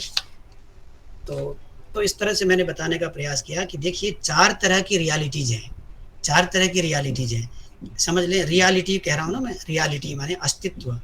केवल अद्वैत वेदांत में अस्तित्व का ग्रेडेशन किया गया है। सत्ता सबकी है, ब्रह्म की भी सत्ता है, जगत की भी सत्ता है, और एक बात और निवेदन कर दूं, रज्जु में प्रतीत होने वाले सर्प की भी सत्ता है, क्योंकि कोई भी सत्तावान पदार्थ ही ज्ञान का विषय हो सकता है, ये बताया मैंने। तो एक को आप एब्सोल्यूट रियलिटी कह सकते हो। Reality is of four kinds. Absolute reality, एक टेंटेटिव रियलिटी जिसको आप रिलेटिव रियलिटी कह सकते हो, एक एपरेंट रियलिटी है, और एक नॉन रियलिटी है। नॉन रियलिटी को ही, नॉन रियलिटी क्या है, बंध्यापुत्र है और आकाश कुसुम है। अब ब्रह्म इस तरह का है, तो इस ब्रह्म को जाना कैसे जा सकता है, ये इम्पोर्टेंट बात है। वेदांत में कहते हैं कि अपने दैनंदिन अनुभवों को देखिए, और उन दैनंदिन अनुभवों से हमें मालूम पड़ जाएगा कि कि ये आत्मज्ञान कैसे होता है। तो देखिए, एक है नोअर और एक है नोन, एक है नोअर, एक नोन। सबसे पहले वेदांत के आचार्य कहते हैं अपने दैनंदिन अनुभव को देखो। क्या देखो? रूप, रस, गंध, स्पर्श आदि को देखो। यहाँ यहाँ मैंने बनाने का प्रयास किया था। यहाँ देखें, यहाँ देखिए, ये रूप है। इस रूप, ये सब ज्ञेय पदार्थ है। अहम रूपम जानामि, रसम जानामि, गंधम जानामि, स्पर्शम जानामि और शब्दम जानामि। लेकिन ये ज्ञेय पदार्थ है, दृश्य पदार्थ है। अगर ये दृश्य पदार्थ हैं तो इनको हम किससे जान सकते हैं? किससे इनसे प्रकाश मिल रहा है? चक्षुष से रस को प्रकाशित किया जा रहा है, रसना से रस को प्रकाशित किया जा रहा है और नासिका से गंध को प्रकाशित किया जा रहा है। इसलिए चक्षुष, रसना, नासिका, त्वक और श्रोत्र दृक् है। दृक् माने पश्यति इति दृक्, देखने वाले हैं, जबकि यह दृश्य है। लेकिन ये चक्षुष, रसना, नासिका, त्वक और श्रोत्र क्या केवल दृश्य मात्र है क्या? नहीं, क्योंकि इनको भी प्रकाश देने वाला है तत्व है मनस, और मनस को भी प्रकाश देने वाला तत्व है बुद्धि। लेकिन आत्मा एक ऐसा तत्व है जिसको कोई प्रकाशित नहीं करता है। इसका मतलब आत्मा के प्रकाश से बुद्धि प्रकाशित होती है, और आत्मा के प्रकाश से पाए हुए प्रकाश से बुद्धि मनस को प्रकाशित करती है, और मनस जो है इन दोनों के प्रकाश से पाए हुए प्रकाश के जरिए इनको प्रकाशित करती है। इसका मतलब क्या है? ये तो ज्ञेय मात्र हैं, और ये ज्ञेय भी है, और ये दृश्य भी है और दृक् भी है। केवल दृश्य मात्र है, ये दृश्य भी है, दृक् भी है। ये मनस को भी हम जानते हैं, हम अपने अपने सैडनेस को, अपने दुख सुख को देख सकते हैं। मन को भी हम जानते हैं, तो मन भी ज्ञेय बन जाता है, भी दृश्य बन जाती है। लेकिन कभी भी दृश्य, आत्मा हमेशा दृक् ही है, दृश्य कभी भी नहीं है। ये बात देखिए, रूपम दृश्यम लोचनम दृक् तदृश्य मानसम दृश्याधिवृत्तया दृगेव न तो दृश्यते।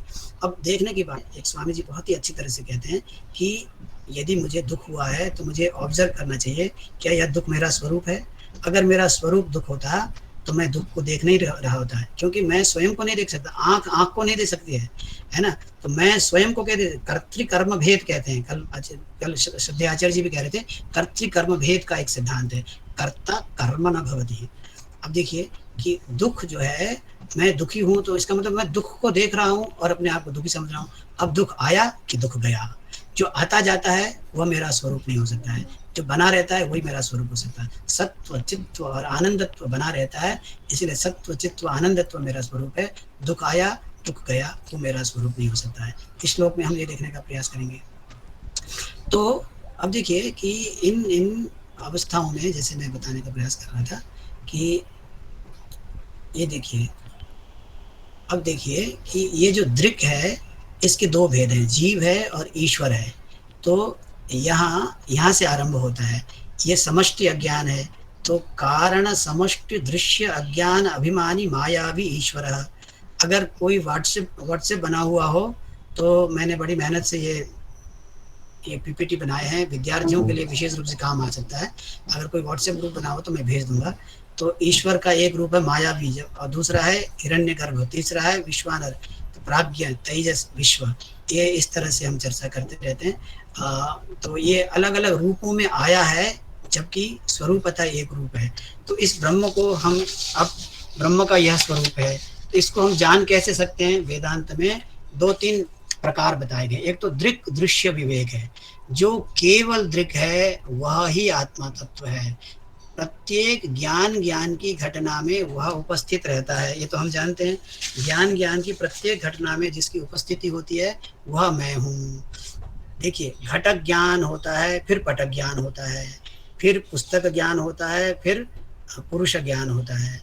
लेकिन ज्ञान की प्रत्येक घटना में विषय बदलता रहता है, विषयी वही बना रहता है, मैं बना रहता हूँ। इसका मतलब मेरे बिना कोई ज्ञान की घटना घटित हो नहीं सकती है। इसका मतलब मैंने ज्ञान की घटना को आकार दिया।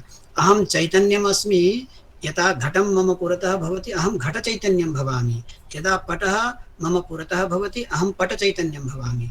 घट चैतन्यम मामकम न स्वरूपम, पट चैतन्यम मामकम न स्वरूपम। चैतन्यम घट चैतन्यम भावयति, परं चैतन्यम न किमपि भावयति। ये आइडिया है, तो वह उसका स्वरूप है। तो अब इसको अवस्था त्रय विवेक के दृक दृश्य विवेक, जो भी दृश्य है ये तय कर लीजिए वो मैं नहीं हूँ, क्योंकि नोअर नोन नहीं होता है। मैं अपने बेटे को अपने कंधे पर रख करके चल सकता हूँ, लेकिन मैं खुद को अपने कंधे पर रख करके नहीं चल सकता हूँ। मैं सामने विद्यमान घट को जान सकता हूँ, मैं खुद को नहीं जान सकता हूँ। इसको कहते हैं a thing in front can be known but the knower can not know himself, ये आइडिया है। तो अब ब्रह्म को जानने का क्या उपाय है, तो अवस्था त्रय विवेक है। थोड़ा सा ध्यान रखें, 2-3 मिनट में मैं अपनी बात को समाप्त करता हूँ। मैं 3-4 मिनट और लूंगा, उसके बाद 10 मिनट क्वेश्चन आंसर के लिए रखेंगे, चलेगा ना? 16 मिनट हुए हैं, 4 मिनट में अपना ले लेते जी हैं। चलेगा, कोई नहीं, 3:30 की 3:40 की हो जाए, कोई दिक्कत नहीं है, आप अपना पूरा करिए। तो अवस्था त्रय विवेक क्या है कि आत्मा, उद्देश्य क्या है, आत्मा परमात्मा ऐक्य ज्ञान। मैं यहाँ विद्वानों के समक्ष यह निवेदन कर देना चाहता हूँ, देखिए हवा चाहे मेरी गाड़ी के टायर में हो, हवा चाहे आपकी गाड़ी के टायर में हो, हवा चाहे साइकिल के टायर में हो, हवा चाहे किसी मर्सिडीज के टायर में हो, मर्सिडीज की हवा, साइकिल की हवा, मेरी हवा, आपकी हवा तत्वतः भिन्न नहीं है। तो चैतन्य, चेतन भिन्न हो सकते हैं, अहम चेतनः भवान चेतनः, लेकिन हम दोनों को चेतन कौन बनाता है? चैतन्य बनाता है। तो चैतन्य तो एक ही होना चाहिए ना, जैसे हवा एक है, जैसे आकाश एक है, घट के अंदर का आकाश घटाकाश हो जाता है। तो मृत्तिका एक है, पर मृत्तिका के भिन्न भिन्न मार्तिक मृत्तिका से वस्तुएं बनती हैं। तो ये देखना पड़ेगा कि ऐक्य का मतलब क्या है। ऐक्य का मतलब होता है कि चैतन्य कैसे, सौंदर्य, सौंदर्यम सुंदरान पदार्थान सुंदरान करोति। तो सुंदर तो बहुत हो सकते हैं, सौंदर्य एक है, चेतन बहुत हो सकते हैं, चैतन्य एक है। तो आत्मा और मेरे अंदर का चैतन्य और आपके अंदर का चैतन्य में भेद कैसे हो सकता है? अंतःकरण के भिन्न हो जाने से चैतन्यों का चैतन्यों की भिन्नता नहीं हो जाती है। गाड़ियों के भिन्न हो जाने से, टायरों के भिन्न हो जाने से हवाओं की भिन्नता नहीं हो जाती है। तो शरीरस्थ आत्मा की 3 अवस्थाएं हैं। कल्पना करिए कि मैं एक दिन शताब्दी में बैठता हूँ और दूसरे दिन राजधानी में बैठता हूँ, तीसरे दिन तुरंतों में बैठता हूँ, 300 एक्सप्रेस में बैठता हूँ। अब आप बताइए, मेरी 3 अवस्थाएं हैं, एक तो शताब्दी में होने की अवस्था, एक राजधानी में होने की अवस्था, एक अन्य ट्रेन में होने की अवस्था। मैं राजधानी में होना मेरा व्यक्तित्व होता तो मैं राजधानी को नहीं छोड़ सकता था, शताब्दी में नहीं जा सकता था। शताब्दी में होना मेरा व्यक्तित्व होता तो मैं दूसरी ट्रेन में नहीं जा सकता था। मैं डब्बों के एक घर को छोड़ के दूसरे घर में चला जाता हूँ, दूसरे घर को छोड़ के तीसरे घर में चला जाता हूँ। तो घर मेरे व्यक्तित्व का अपरिहार्य अंग नहीं है।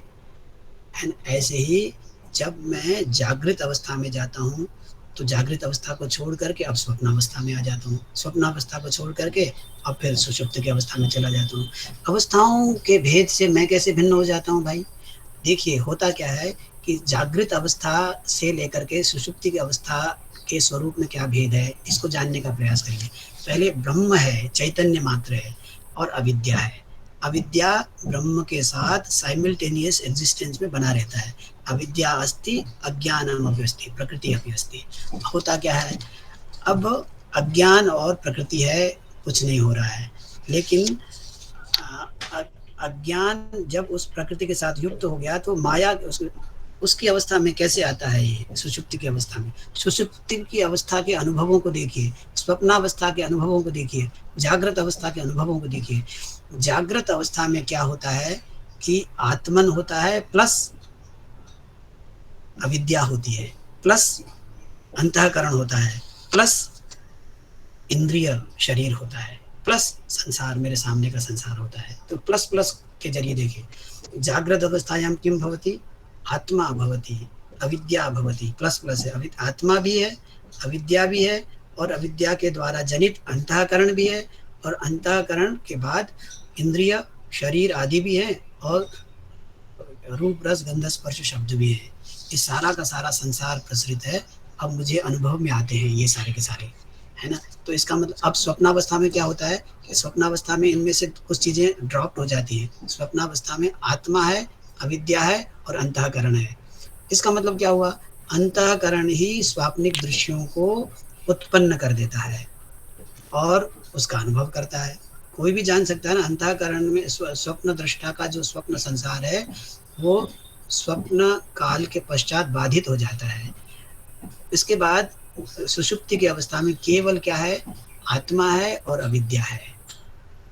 याद रखिए, सुषुप्ति की अवस्था में केवल आत्मा है और अविद्या है। अभी तक मन से हम सृजन कर रहे थे और मन से सृजित वस्तुओं का आनंद ले रहे थे। एक को बहिष्प्रज्ञ कहते हैं, एक को अंतःप्रज्ञ कहते हैं। और सुषुप्ति की अवस्था में अविद्या ही, मन अब रहा नहीं, तो मन के द्वारा किए जाने वाले कार्य को सुषुप्त की अवस्था में अविद्या ने ही करना आरंभ कर दिया। अविद्या ने आनंद का सृजन कर दिया और अविद्या का अनुभव कर, आनंद का अनुभव कर रहा है। तो स्वप्नावस्थायाम अनुभूयमानं वस्तु आनंदः, और नहीं, सुषुप्त्यावस्थायाम अनुभूयमानं वस्तु आनंदः और स्वप्नावस्थायाम अनुभूयमानानि वस्तूनि स्वप्न दृष्टि सृष्टानि और जागृत अवस्थायाम वस्तुनि सन्त्येव। अब एक बात याद रखें, एक प्रिंसिपल है आचार्य शंकर का। आचार्य कहते हैं जो कुछ दृश्य है वो एक दिन चला जाता है। यहाँ का सिद्धांत है, जो कुछ भी दृश्य है एक दिन चला जाता है। एक कल्पना करें, एक व्यक्ति स्वप्न देख रहा है, स्वप्न के अंदर स्वप्न देख रहा है, स्वप्न के अंदर स्वप्न देख रहा है, 5 स्वप्न है उसके। अब जब 5वें स्वप्न में होता है तो उस काल में तो स्वप्न के दृश्य उसके लिए सत्य ही है ना। सत्य नहीं होते तो उसके लिए प्रतीति का विषय नहीं होते। लेकिन पंचम स्वप्न को छोड़ करके जब वह चतुर्थ स्वप्न में आता है तो पंचम स्वप्न के जो दृश्य थे वो छुमंतर हो जाते हैं और चौथे स्वप्न को, और केवल स्वप्न दृष्टा बच जाता है। और चौथे स्वप्न से जब वो तीसरे स्वप्न में आता है, चौथे स्वप्न के जो स्वप्न दृश्य थे तो पर छुमंतर हो गए। और तीसरे से जब दूसरे स्वप्न में आता है तो तीसरे स्वप्न में दृश्यमान जो पदार्थ थे दृश्य होने की वजह से छुमंतर हो गए। और उसके बाद में जब वह द्वितीय से प्रथम स्वप्न में आता है, अब देखिए, तब अब तक तो उसने निर्णय ले लिया यद् यद् दृश्यम तत् तत् न, जो कुछ भी दृश्य होता है वह एक दिन नहीं रहता है, इसलिए उसको असत कह देते हैं। अब जब वह जागृत अवस्था में आया तो प्रथम स्वप्न के दृश्यों को लेकर के तो वह निर्णय कर बैठा है कि जो जो दिखाई देता है वह अंत में नहीं होता है। लेकिन जागृत अवस्था में भी भिन्न भिन्न पदार्थों का अनुभव कर रहा है, तो अनुभूयमान उन पदार्थों को वह कैसे परमानेंट मानता है, वो कैसे उनको अस्तित्ववान मानता है। जैसे दृश्य अब तक के नहीं रहे, ऐसा ही यह भी दृश्य नहीं रहेगा, यह जो सिद्धांत है। तो इस तरह से ये माना जाता है कि जो दृक् ही रहता है, दृष्टा ही रहता है, दृश्य नहीं रहता है, क्योंकि दृश्य जड़ है। जड़ जिस रूप में है उस रूप में बना नहीं रहता है, यही उसकी असत्ता है। तो पंचकोश विवेक, दृक् दृश्य विवेक और जागृत स्वप्न विवेक, इन सब के माध्यम से हम उस ब्रह्म तत्व को जान सकते हैं। ब्रह्म ही एकमात्र सत्ता है और अन्यों की सत्ता ब्रह्म के द्वारा दी गई सत्ता से ही है। इस वजह से ब्रह्म की सत्ता जिस स्तर की है, अन्य पदार्थों की सत्ता उस स्तर की नहीं माननी चाहिए, यही कहा गया। पिछले दिनों अमन अक्षर नाम के एक युवा कवि की कविता बहुत प्रसिद्ध हुई। उस कविता का अंश है, सारा जग है प्रेरणा, प्रभाव सिर्फ राम है। क्या थी? सारा जग है प्रेरणा, प्रभाव सिर्फ राम है, भाव सूचियां बहुत हैं, भाव सिर्फ राम है। अर्थात राम अगर भाव हैं तो बाकी सारी चीजें भाव सूचियां मात्र हैं, भाव कोटियां मात्र हैं। चैतन्य तो एक ही है, कबीरा कुआं एक है और पानी भरे अनेक, भाने में ही भेद है, पानी सब में एक, ऐसा कहा जाता है। मैं एक कविता सुना करके अपनी बात को समाप्त करना चाहूँगा। एक रमानाथ अवस्थी नाम के बहुत अच्छे कवि हैं, उनको आप सुन सकते हैं। चाहे हवन का हो या कफन का हो, धुएं का रंग एक है, किसी का अलगाव क्या, किसी का पछताव क्या, अभी तो और सहना है। चाहे हो महलों में, चाहे हो चक्रों में, नशे की चाल एक है। इस तरह से एकत्व की बात हमारी कविताओं में भी कही जाती है। तो निषेध किसी का नहीं है, मैं इस बात पर फिर से बल देना चाहता हूँ। केवल ये बात है कि ये जो नानात्व के पीछे का एकत्व है, एक मकान और भी है शीश महल के लोगों, जिसमें न दहलीज है न दीवार, दरो दीवार है, ऐसा बेकल उत्साही ने कहा है। एक मकान और भी है, जब हम माइंड बॉडी कॉम्प्लेक्स में होते हैं और जब हम माइंड बॉडी कॉम्प्लेक्स में नहीं होते हैं तो हम विभू होते हैं, अपरिच्छिन्न होते हैं। लेकिन यह अद्वैत वेदांत का एक निर्णीत सिद्धांत है कि ब्रह्म की सत्ता से ही सबकी सत्ता है। ब्रह्म की सत्ता के अन्यों की सत्ता, ब्रह्म की सत्ता को बोरो करने के बाद ही सत्ता है। ब्रह्म की सत्ता से ही सब सत्तावान है। ब्रह्म की सत्ता ना हो तो किसी की सत्ता ना है। तेरा दम है तो बहारों को सुकून है बेकल। बेकल एक बड़ी अच्छी कवि थे, उन्होंने कहा तेरा दम है तो बहारों को सुकून है बेकल, फिर तेरे बाद कहाँ बाग बगीचे होंगे। अर्थात जिसके होने पर ही सबका होना होता है। प्रतिबोध विदितम ऐसा कहा गया है। उसकी सत्ता है तो सब सत्तावान है। मृत्तिका है तो मार्तिक वस्तुएं हैं। सुवर्ण है तो सुवर्ण निर्मित पदार्थ हैं। स्वप्न दृष्टा है तो स्वप्न दृश्य है। मैं हूं तो मेरे सामने का प्रसृत संसार है।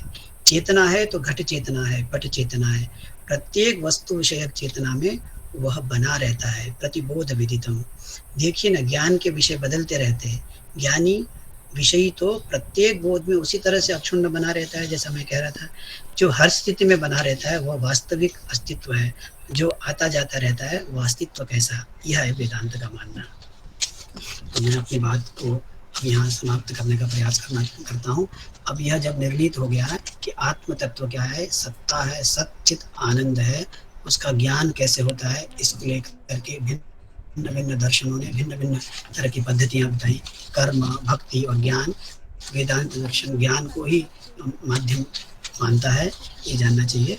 तो इसके बाद शंकर की ज्ञानवाद पर भी हम लोगों को विद्यार्थियों को जानना चाहिए कि शंकर के द्वारा प्रतिष्ठापित मार्ग क्या है। तो अपनी बात को अब मैं यही विराम अवस्था में पहुंचाना चाहता हूँ। बात बहुत रखने की होती है, परंतु बात पूरी तरह से रखना पॉसिबल नहीं होता है। एक लाइन में ये बात कहता हूँ कि जब वेदांत के अधिकारी को इस स्वरूप वाले ब्रह्म का ज्ञान होता है तभी वह मुक्त होता है। और इसके लिए एकमात्र साधन है, क्योंकि प्रत्यक्षेणानुमित्या वा यस्तुपायो न विद्यते।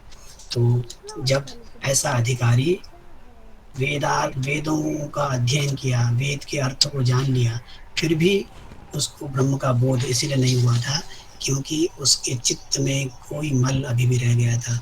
जब वह नितांत निर्मल स्वांत हो जाता है तो गुरु की ओर बढ़ जाता है। जब वह गुरु की ओर बढ़ जाता है तो वह श्रोत्रिय तो है, लेकिन श्रोत्रिय मात्र होना उसके लिए पर। श्रोत्रिय माने वेदों का अध्ययन कर लिया है उसने, वेदों का अध्ययन करने के बाद भी उसने वो नहीं कर पाया था। वो ऐसे गुरु के पास जाता है और गुरु ने आत्म तत्व का अनुभव किया हुआ होता है। ऐसा गुरु श्रोत्रिय और ब्रह्मनिष्ठ दोनों होता है। शिष्य श्रोत्रिय है, गुरु श्रोत्रिय और ब्रह्मनिष्ठ है। वेदांत, अद्वैत वेदांत दर्शन के अनुसार एक होता है विद्वान, एक होता है संत, एक होता है ऋषि। जो ऋषि होता है वह संत भी होता है, विद्वान भी होता है। तो वेदांत का गुरु श्रोत्रिय और ब्रह्मनिष्ठ हो गया। ब्रह्म का उसको साक्षात अनुभव है। जिसको ब्रह्म का साक्षात अनुभव है वह ही ब्रह्म के सीकर को ब्रह्म का ज्ञान दे सकता है। When the student is ready, teacher will appear. When the teacher is fully ready, teacher will disappear. कहा जाता है वेदांत का गुरु जब इस तरह के अधिकारी शिष्य को अपने पास देखता है तो लपक के उसको अपने हाथों में ले लेता है। जब वह लपक के उसको अपने हाथों में ले लेता है तो गुरु को मालूम हो जाता है कि इस तरह का नितांत निर्मल स्वांत चित्त विद्यार्थी आया है। तो उसको देख करके वो कहता है आओ तुम भी पास आओ, रोशनी में नहला दें, ज्ञान में नहला दें। आओ तुम भी पास आओ, रोशनी में नहला दें। जिसको छू लिया हमने आईना बना डाला। ये मंजर भोपाली की कविता है। जिसको छू लिया हमने उस वेदांत, क्योंकि वेदांत दर्शन में गुरु तत्व का अत्यंत महत्व है। और जब वह गुरु के हाथ में जाता है तब वह गुरु अद्वैत का दर्शन करा देता है, उसको लेता है। जैसे हिंदी की कविता है ना, बस मैं रख रहा हूँ, हिंदी की कविता है ना, आज चल के तुझे मैं लेके चलूंगी कि ऐसे गगन के तले जहाँ गम भी ना हो, आंसू भी ना हो, बस प्यार ही प्यार वाले। तत्र को ब्रह्म कः शोकः एकत्वम् अनुपश्यतः द्वितीयाद् वै भयं भवति। अद्वितीय हो गया है वेदांत का विद्यार्थी। तो एक बहुत अच्छा बिंब है, उस बिंब को सुनाकर के अपनी बात करता हूँ। कहा जाता है कि वेदांत का विद्यार्थी गुरु के सामने जब जाता है तो गुरु तत्वमसि तत्वमसि तत्वमसि बार बार उसको तत्वमसि का बोध देता है कि तुम मतलब क्या कहते इंडिविजुअल कॉन्शियसनेस और यूनिवर्सल कॉन्शियसनेस में कोई भेद नहीं है। पहले उस विद्यार्थी के लिए यह वाक्य केवल एकेडमिक एक्सरसाइज होता है, लेकिन बोध के अंतिम क्षणों में उस शिष्य के अधिकारी शिष्य के अंदर ज्ञान घटित हो जाता है। जैसे ही ज्ञान घटित हो जाता है तो उसको आत्मा और परमात्मा के ऐक्य का बोध हो जाता है, चैतन्य के ऐक्य का बोध हो जाता है। जैसे ही इस बोध को वो अपने सामने पाता है तो गुरु के प्रति अत्यंत आदर युक्त होकर के साष्टांग दंडवत की मुद्रा में जब वह साष्टांग दंडवत करना चाहता है तो वो देखता है तो गुरु तो है ही नहीं, गुरु है ही नहीं, यह बिंब है, क्योंकि गुरु वहाँ था ही नहीं। क्योंकि गुरु मृत्यु, वेदांत में कहा गया कि गुरु मृत्यु है। गुरु मृत्यु इसीलिए है, गुरु भेद को समाप्त कर देता है और इस तरह से वह ब्रह्मबोध तक पहुँचता है। उस ब्रह्मबोध तक पहुँचने के लिए वेदांत में जो मार्ग सुझाए गए हैं उनमें वेदांत वाक्य ही, इसलिए सर्वे वेदाः यत् पदमामनन्ति तपांसि सर्वाणि च यद् वदन्ति यदिच्छन्तो ब्रह्मचर्यं चरन्ति तत्ते पदम संग्रहेण ब्रवीमि।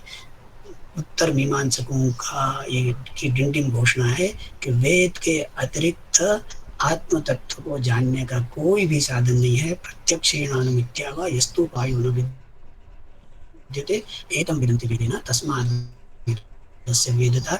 जैसे ही उसके अंदर यह बोध अवतरित हो जाता है, अब वेद भी उसके लिए, वेदों को कहा गया अविद्यावद विषय, अविद्यावानों के लिए है। जब ज्ञान प्राप्त हो गया तो वेदादि शास्त्र उसके लिए निरर्थक हो गए। सारे हॉस्पिटल्स उसके लिए हैं जो शारीरिक बीमारी से ग्रस्त है, सारे आध्यात्मिक स्क्रिप्चर्स उसके लिए है जो आध्यात्मिक रोग से ग्रस्त है।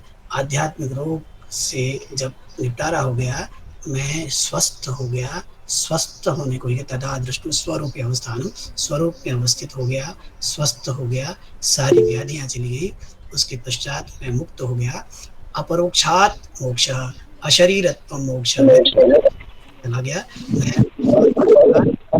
बहुत बहुत धन्यवाद। मैंने 10-15 मिनट ज़्यादा ही ले लिया था, परंतु मैं अपनी बात को समग्रता में कहना चाहता था। जल्दी जल्दी कहते हुए भी बात को रखना थोड़ा कठिन हो गया। मैं 15-20 मिनट मैंने एक्स्ट्रा लिए, मैं इसके लिए क्षमा मांग, पहले से सोच लिया था मैंने कि क्षमा मांग लूँगा। और मुझे आमंत्रित करने के लिए बहुत बहुत धन्यवाद। अगर मैंने वेदांत दर्शन का परिप्रेक्ष्य थोड़ा बहुत भी रखने में मैं समर्थ हुआ हूँ तो मैं अपने आप को भाग्यशाली समझूंगा। मुझे आमंत्रित करने के लिए सबका बहुत बहुत धन्यवाद। प्रणाम।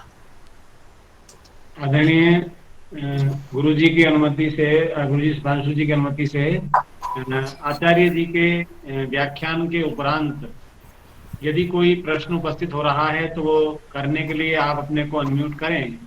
मैं एक निवेदन कर दूं, गुरुकुल कांगड़ी विश्वविद्यालय के संस्कृत विभाग ने 5 दिन चलने वाली इस वेदांत कार्यशाला में 2 दिन त्रैतवाद वेदांत और 2 दिन अद्वैत वेदांत, दोनों का प्रतिपादन किया है।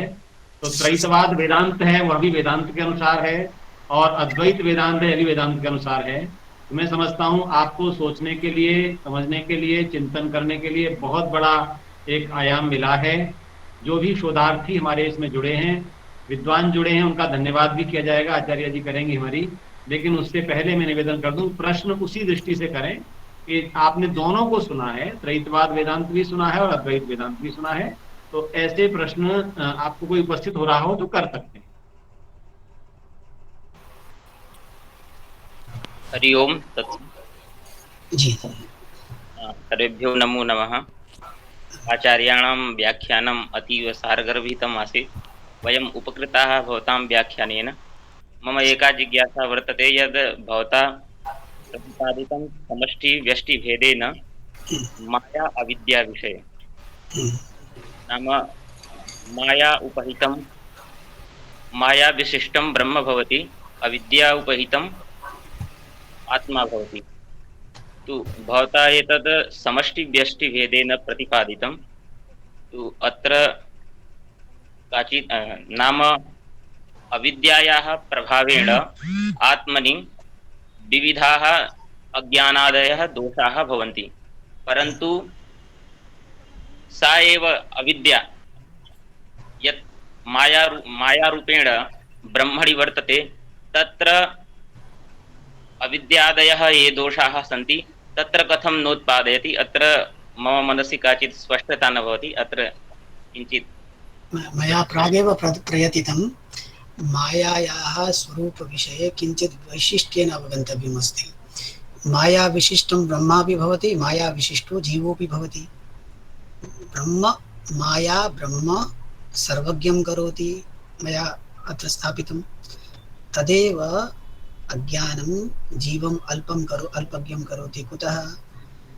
यथा मत्वर्थः प्रत्ययः भवति, मत्वर्थेन माया अस्मिन् अस्ति इति मायाविन्, माया अस्य अस्ति इति मायाविन्। उभयस्थितौ अपि मायावी इत्ययं शब्दः निष्पद्यते।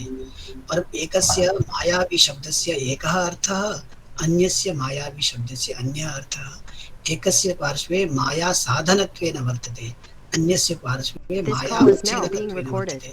यदा माया ब्रह्म चैतन्यं वा अवच्छिन्नं करोति, तत् अल्पज्ञं कृत्वा उपस्थापयति, है न। शङ्करस्य दर्शने, शङ्करस्य समये अविद्या तत्त्वस्य तथावान् भेदः नासीत्। यदा उत्तरवर्तिषु वेदान्तीषु अयं शब्दः समागतः, तदा अस्य शब्दस्य रूपद्वयं प्रस्तुतम्। एकं रूपम् अस्ति माया रूपम्, एकं रूपम् अस्ति अविद्या रूपम्। अविद्या कदा भवति? यदा तस्याः अविद्यायाः एव चैतन्यम् अवच्छिन्नं भवति। अवच्छेदो नाम वस्तुनः स्वरूपं यदा तत् अज्ञानं वस्तुनः स्वरूपं परिवर्तयति, तदा तद् अज्ञानम् अविद्यापदेन उच्यते। तदेव अज्ञानं यदा वस्तुनः स्वरूपे विच्युतिं न करोति, तदा तत् मायापदेन उच्यते। माया विशिष्टं ब्रह्म सर्वज्ञं भवति, अविद्या विशिष्टं ब्रह्म अल्पज्ञं भवति। इत्येतावानेव विषयः वर्तते। एतदेव मया अत्र प्रस्तुतमासीत्। अस्तु आचार्य। प्रोफेसर सुधीर जी ने हैंड रेज किया है। प्रोफेसर सुधीर जी जेएनयू से, हमारे सुधीर आर्य जी। प्रोफेसर सुधीर आर्य, सभी को मेरा सादर प्रणाम, अभिवादन।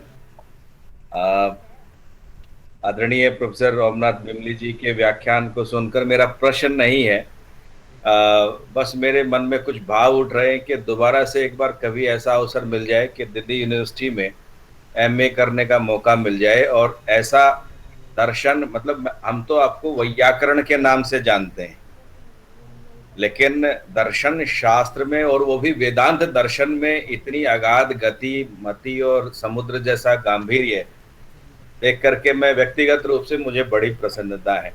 और मतलब एक एक विषय को आपने सच्चिदानंद ब्रह्म या कारण कार्य सिद्धांत, ईश्वर के संदर्भ में, ब्रह्म के संदर्भ में, जीव के संदर्भ में, आत्मा के संदर्भ में, और मोरालिटी और इमोरालिटी, सर क्या खूबसूरत रूप से आपने उपस्थित किया है। मतलब मैं क्या कहूँ आपको, आपने उपाधि भेद से स्त्री पुरुष और त्वम स्त्री त्वम पुमानसी ऐसा करके भी वेद, वैदिक शास्त्र में मिलता है, वेद में मिलता है। और सुख दुख की तो बात समझ के सर अब समझ में आता है कि सुखी और दुखी होना तो, आदरणीय विनय जी, हम तो ऐसे ही दुखी होते रहते हैं, तो चेतन का धर्म है और वो अपना करता रहेगा जो करना है, हम उसमें क्यों उसके साथ पंगे लें बिना बात के। और पिछला भी सर मैंने आपका व्याख्यान सुना था जिसमें आपके सत्यम ज्ञानम अनंतम ब्रह्म पर आपने एक नवीन जो दृष्टि दी है। मैं आपको व्यक्तिगत रूप से भी जानता हूँ, आपके वैदुष्य को भी जानता हूँ, और मतलब ऐसे आचार्य का जब व्याख्यान होता है तो ये मुझे लगता है विद्यार्थियों को प्रश्न से पहले, अपनी जिज्ञासा से पूर्व वेदांत दर्शन को पहले पढ़ना चाहिए, उनको गंभीर रूप से पहले पढ़ना चाहिए, तब उसमें जिज्ञासा जब खड़ी होती है तो उसमें आनंद अलग प्रकार का होता है। और मूलतः जिस विभाग में व्यक्ति काम करता है और उसी विभाग के अनेक आचार्य अपने आचार्य के व्याख्यान को सुनने के लिए जब उपस्थित होते हैं तो मैं समझता हूं कि वो व्याख्यान सबसे बढ़िया उत्तमोत्तम होता है। इसमें दिल्ली विश्वविद्यालय के आदरणीय प्रोफेसर भारतेंदु द्विवेदी जी और भारतेंदु पांडे जी और डॉक्टर सोमवीर जी, डॉक्टर टेकचंद जी, इनकी उपस्थिति भी सर इस बात को दर्शाती है। आदरणीय ब्रजेश कुमार जी जो अपने आप में बहुत अच्छे विद्वान भी हैं, इनकी उपस्थिति मात्र ये दिखाती है कि व्याख्यान में कितनी गहनता और गंभीरता रही है। और सर आपकी एक एक नवीन जो चीज मुझे इस व्याख्यान में लगी, मैं प्रशंसा में नहीं कह रहा हूं क्योंकि मेरा प्रशंसा स्वभाव है नहीं, मैं बहुत कम ऐसे शब्दों का प्रयोग करता हूं। आपको नवीन रूप से जो आपका जो कवि हृदय आपके अंदर विद्यमान है, आपके भीतर जो एक काव्य की श्रृंखला और कवि हृदय जो मैंने देखा, मैं उससे बहुत प्रसन्न होकर के एक बात आपके सामने रख रहा हूं कि जितने सुंदर ढंग से आपने ज्ञानेंद्रिय और कर्मेंद्रियों का, ज्ञानेंद्रिय और उनके विषयों का क्या सर खूबसूरत प्रतिपादन किया है, मुझे शब्द नहीं मिल रहे हैं, क्षमा करें। केवल इतना मैं कहना चाहता हूं इस व्याख्यान के बाद, विद्यते हृदय ग्रंथि छिद्यन्ते सर्व संशयाः क्षीयन्ते चायस्य कर्माणि तस्मिन् दृष्टे परावरे। और आपने बात की उसकी कवि की, तो मैं एक समाप्त कर रहा हूं। आपने जिस सुंदर ढंग से वेदांत को, अद्वैत वेदांत को, विशिष्टाद्वैत के सिद्धांतों को, रामानुज के सिद्धांतों को, आचार्य शंकर के सिद्धांतों को और महर्षि दयानंद की दृष्टि के साथ जो उसका समन्वय करके रखा है सर। मैंने बहुत व्याख्यान सुने हैं, लोग आचार्य शंकर से परे कहीं जाना नहीं चाहते हैं, और आपने महर्षि दयानंद की दृष्टि को भी सामने रख करके आपने रखा है। तो मैं क्या कहूँ, मतलब वो बशीर बद्र का ही एक शेर है कि मत पूछ कौन कहाँ का हूं मैं, सारा जहां है मेरा, सारे जहां का हूं मैं। और एक कैफी आजमी साहब ने गीत लिखा था जो वेदांत पर बड़ा फलीभूत होता है कि तू ना रहे, मैं ना रहूं, खत्म ये झगड़े हो जाएं, है ना। तो ऐसा इस व्याख्यान को सुनकर के लगता है कि हम उस ब्रह्म में कैसे विलीन हो जाएं, कैसे मेरा जीवात्मा उस ब्रह्म को आपके व्याख्यान के माध्यम से साक्षात कर ले। एक एक सूत्र पर सर इतनी सुंदर, बहुत गंभीर व्याख्या सर, आपका बहुत बहुत साधुवाद। और विशेष रूप से संस्कृत विभाग का और मेरे आदरणीय गुरुजन जिनके साथ मैंने रह करके काम भी किया, जिसमें परम श्रद्धेय आदरणीय प्रोफेसर सोमदेव शतांशु जी, आदरणीय प्रोफेसर ब्रह्मदेव जी और आदरणीय प्रोफेसर विनय विद्यालंकार जी, आदरणीय प्रोफेसर धर्मेंद्र जी, भाई डॉक्टर मोहर सिंह जी, इन सभी का भी मैं सर, मुझे ऐसा अवसर मिला, मैं अपने आप को धन्य मानता हूँ कि विभाग ने यह अवसर दे करके मुझे धन्य किया। और मुझे भी, मेरी भी वेदांत की बहुत सारी ग्रंथियों का अनावरण हुआ। आपका बहुत बहुत साधुवाद, विशेष रूप से बिमली सर का और विशेष रूप से संस्कृत विभाग का। नमस्ते। धन्यवाद आदरणीय प्रोफेसर सुधीर जी, आपने बहुत सुंदर, मैं कहता हूँ धन्यवाद जवाहरलाल नेहरू विश्वविद्यालय की ओर से भी कर दिया आदरणीय डॉक्टर ओमनाथ जी का। और अब मैं कोई शंका है किसी को अगर करनी है तो अपनी कर लें, अन्यथा हम धन्यवाद ज्ञापन के लिए प्रोफेसर संगीता विद्यालंकार जी से। हरिओम, प्रणाम गुरुदेव। गुरुजी इसको समझा दीजिए थोड़ा सा। आपने लिखा था दुखी यद भवेद आत्मा का साक्षी दुख नो भवेद, ये इसका रेफरेंस कहाँ से? जी निष्कर में सिद्धि से है। मैंने जी एक ही पंक्ति याद है, मैं भेज दूंगा अगर, या तो लिखा तो है मैंने। हाँ जी दुखी यदि, ये पीपीटी में भेज दूंगा, कोई मुझे व्हाट्सएप भी कर दे तो विद्यार्थियों तक पहुंचनी चाहिए बात। ये संस्कृत विभाग ने मांगी भी आपसे, हम पीपीटी मंगा लेंगे संस्कृत विभाग के लिए। हमारे विद्यार्थी जो यहाँ, अंकित जी आप यहीं से हो, आपको मिलेगा। ठीक है जी गुरुदेव, प्रणाम गुरुदेव। जी को नमस्ते, दिख रहे हैं। बिल्कुल, संस्कृत भाषा का ज्यादा अध्ययन। हाँ ब्रजेश जी, आपसे तो नित्य आलाप होता है। आप भी कोई प्रश्न हो तो बताएं।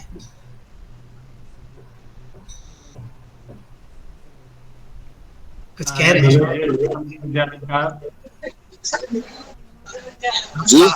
आपका हाथ तो आशीर्वाद के लिए उठना चाहिए। You are raising your hand. जी मुझे कह रहे हैं? हाँ जी मैं ये कह रहा हूँ कि you are raising your hand and your. हाँ, हाथ तो हमने आपके समर्थन में उठाया था। अच्छा। और प्रोफेसर सुधीर जी ने और उसी में मैं अपना स्वर मिलाता हूँ और आपका आभार व्यक्त करता हूँ। समय हो गया है, पुनः आपसे चर्चा करेंगे। धन्यवाद। बहुत बहुत धन्यवाद जी।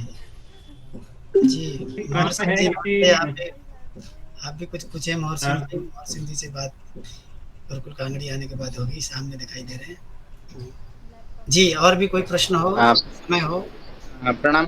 डिस्कनेक्ट हो गया था, मैं थोड़ा संस्कृत का अच्छा नॉलेज में श्लोक अर्थ जानना चाहता हूँ। दुखी यद् भवेद आत्मा, इसका उसका यही अर्थ था कि अगर आत्मा दुखी होता तो दुख को कैसे देख रहा होता है। जी देख, जी जिसको मैं देखता हूँ वो मैं नहीं होता हूँ। मोबाइल को मैं देख रहा हूँ ना, जी जी मम अहम दृशी अस्मि, जी मोबाइल दृशी विषयः अस्मि, अहम विषयी अस्मि, मोबाइल विषयी विषयः अस्ति। विषय विषयोः भेदः सर्वसिद्धान्तसम्मतः वर्तते। यो विषयी भवति सो विषयः न भवति, यः विषयः भवति स कदापि विषयी न भवति। घटः मां कदापि न जानाति, अहमेव घटं जानामि। घटः सर्वदा ज्ञेयः, अहं सर्वदा ज्ञानं या ज्ञाता। ज्ञातृज्ञेययोः भेदः सर्वथा उत्पन्नः है ना। यदि अहं दुःखं पश्यामि तर्हि अहं दुःखं कथं भवामि। अहम् आत्मानं दुःखिनं जानामि, दुःखं मम मयि वर्तते इति कृत्वा आत्मानं दुःखिनं जानामि। अधुना अहं दुःखी अस्मि उत वा नास्मि, अयं विषयः विचारणीयः। अंतःकरण दुःखवद् अस्ति, अहं दुःखी नास्ति। अंतःकरणं दुःखवन्तं दृष्ट्वा आत्मानम् अहं दुःखवन्तं जानामि। दुःखम अंतःकरणस्य धर्म न तो मम धर्मः। मम धर्मस्तु, अगर धर्म शब्द का प्रयोग ठीक नहीं है, सत्व चित्व आनंदत्व के अतिरिक्त मुझ में कुछ नहीं है। हाँ, तो दुख मुझ में कहाँ के आगे, दुख मुझ में आता है फिर जाता है। जो मुझ में ये जो मेरा सर है ना, ये कभी मुझ में आता है जाता है क्या? ये इसलिए सर मेरा ना व्यक्तित्व का हिस्सा है, लेकिन टोपी मेरी व्यक्तित्व का हिस्सा नहीं है। आज एक टोपी है, कल मेरी एक टोपी है। तो इस तरह से टोपी की जगह आप दुख को रख लीजिए। जी जी टोपी टोपीवत्वं मम स्वरूपं नास्ति, शिरोवत्वं मम स्वरूपम् अस्ति। राम महोदय। धन्यवाद धन्यवाद। अंकित जी। आचार्य जी, अगर कोई प्रश्न शायद संभवतः नहीं आ रहा, भारतीय वैदिक दर्शन की यही विशेषता है कि एक दूसरे दर्शन का कई बार विरोध लगता है परंतु एक दूसरे के पूरक हैं। हमारे षड दर्शन में कहीं कोई विरोध नहीं है, ये व्याख्यानों से सिद्ध होता है। अब मैं अनुरोध करूंगा संस्कृत विभाग की आदरणीय प्रोफेसर संगीता विद्यालंकार जी, अगर जुड़ी हैं तो आप आज के व्याख्यान हेतु और प्रथम दिन के व्याख्यान, दोनों व्याख्यान हेतु धन्यवाद दें।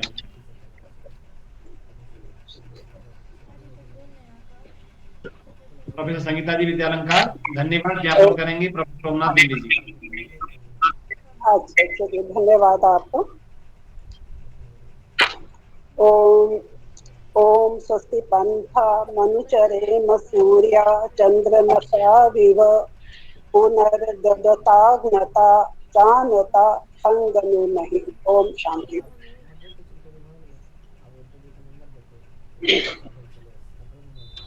स्वामी श्रद्धानंदेन स्थापितेन गुरुकुल कांगड़ी विश्वविद्यालयस्य संस्कृत विभागेन आयोज्यमान संस्कृत महोत्सवस्य चतुर्दिवसीय कार्यशालायाम् अंतर्जालीय माध्यमेन संयुक्ता समस्त विद्वज्जनानां गुरुवर्याणां छात्र छात्राणां प्रतिभागिनां तथा विशेष रूपेण अद्य वक्ता रूपेण उपस्थितः गुरु ओमनाथ विमली महोदयानां प्रति अभिनंदनम् और धन्यवादं ज्ञातुं करोमि। आर्य भाषायां वक्तुम् इच्छामि।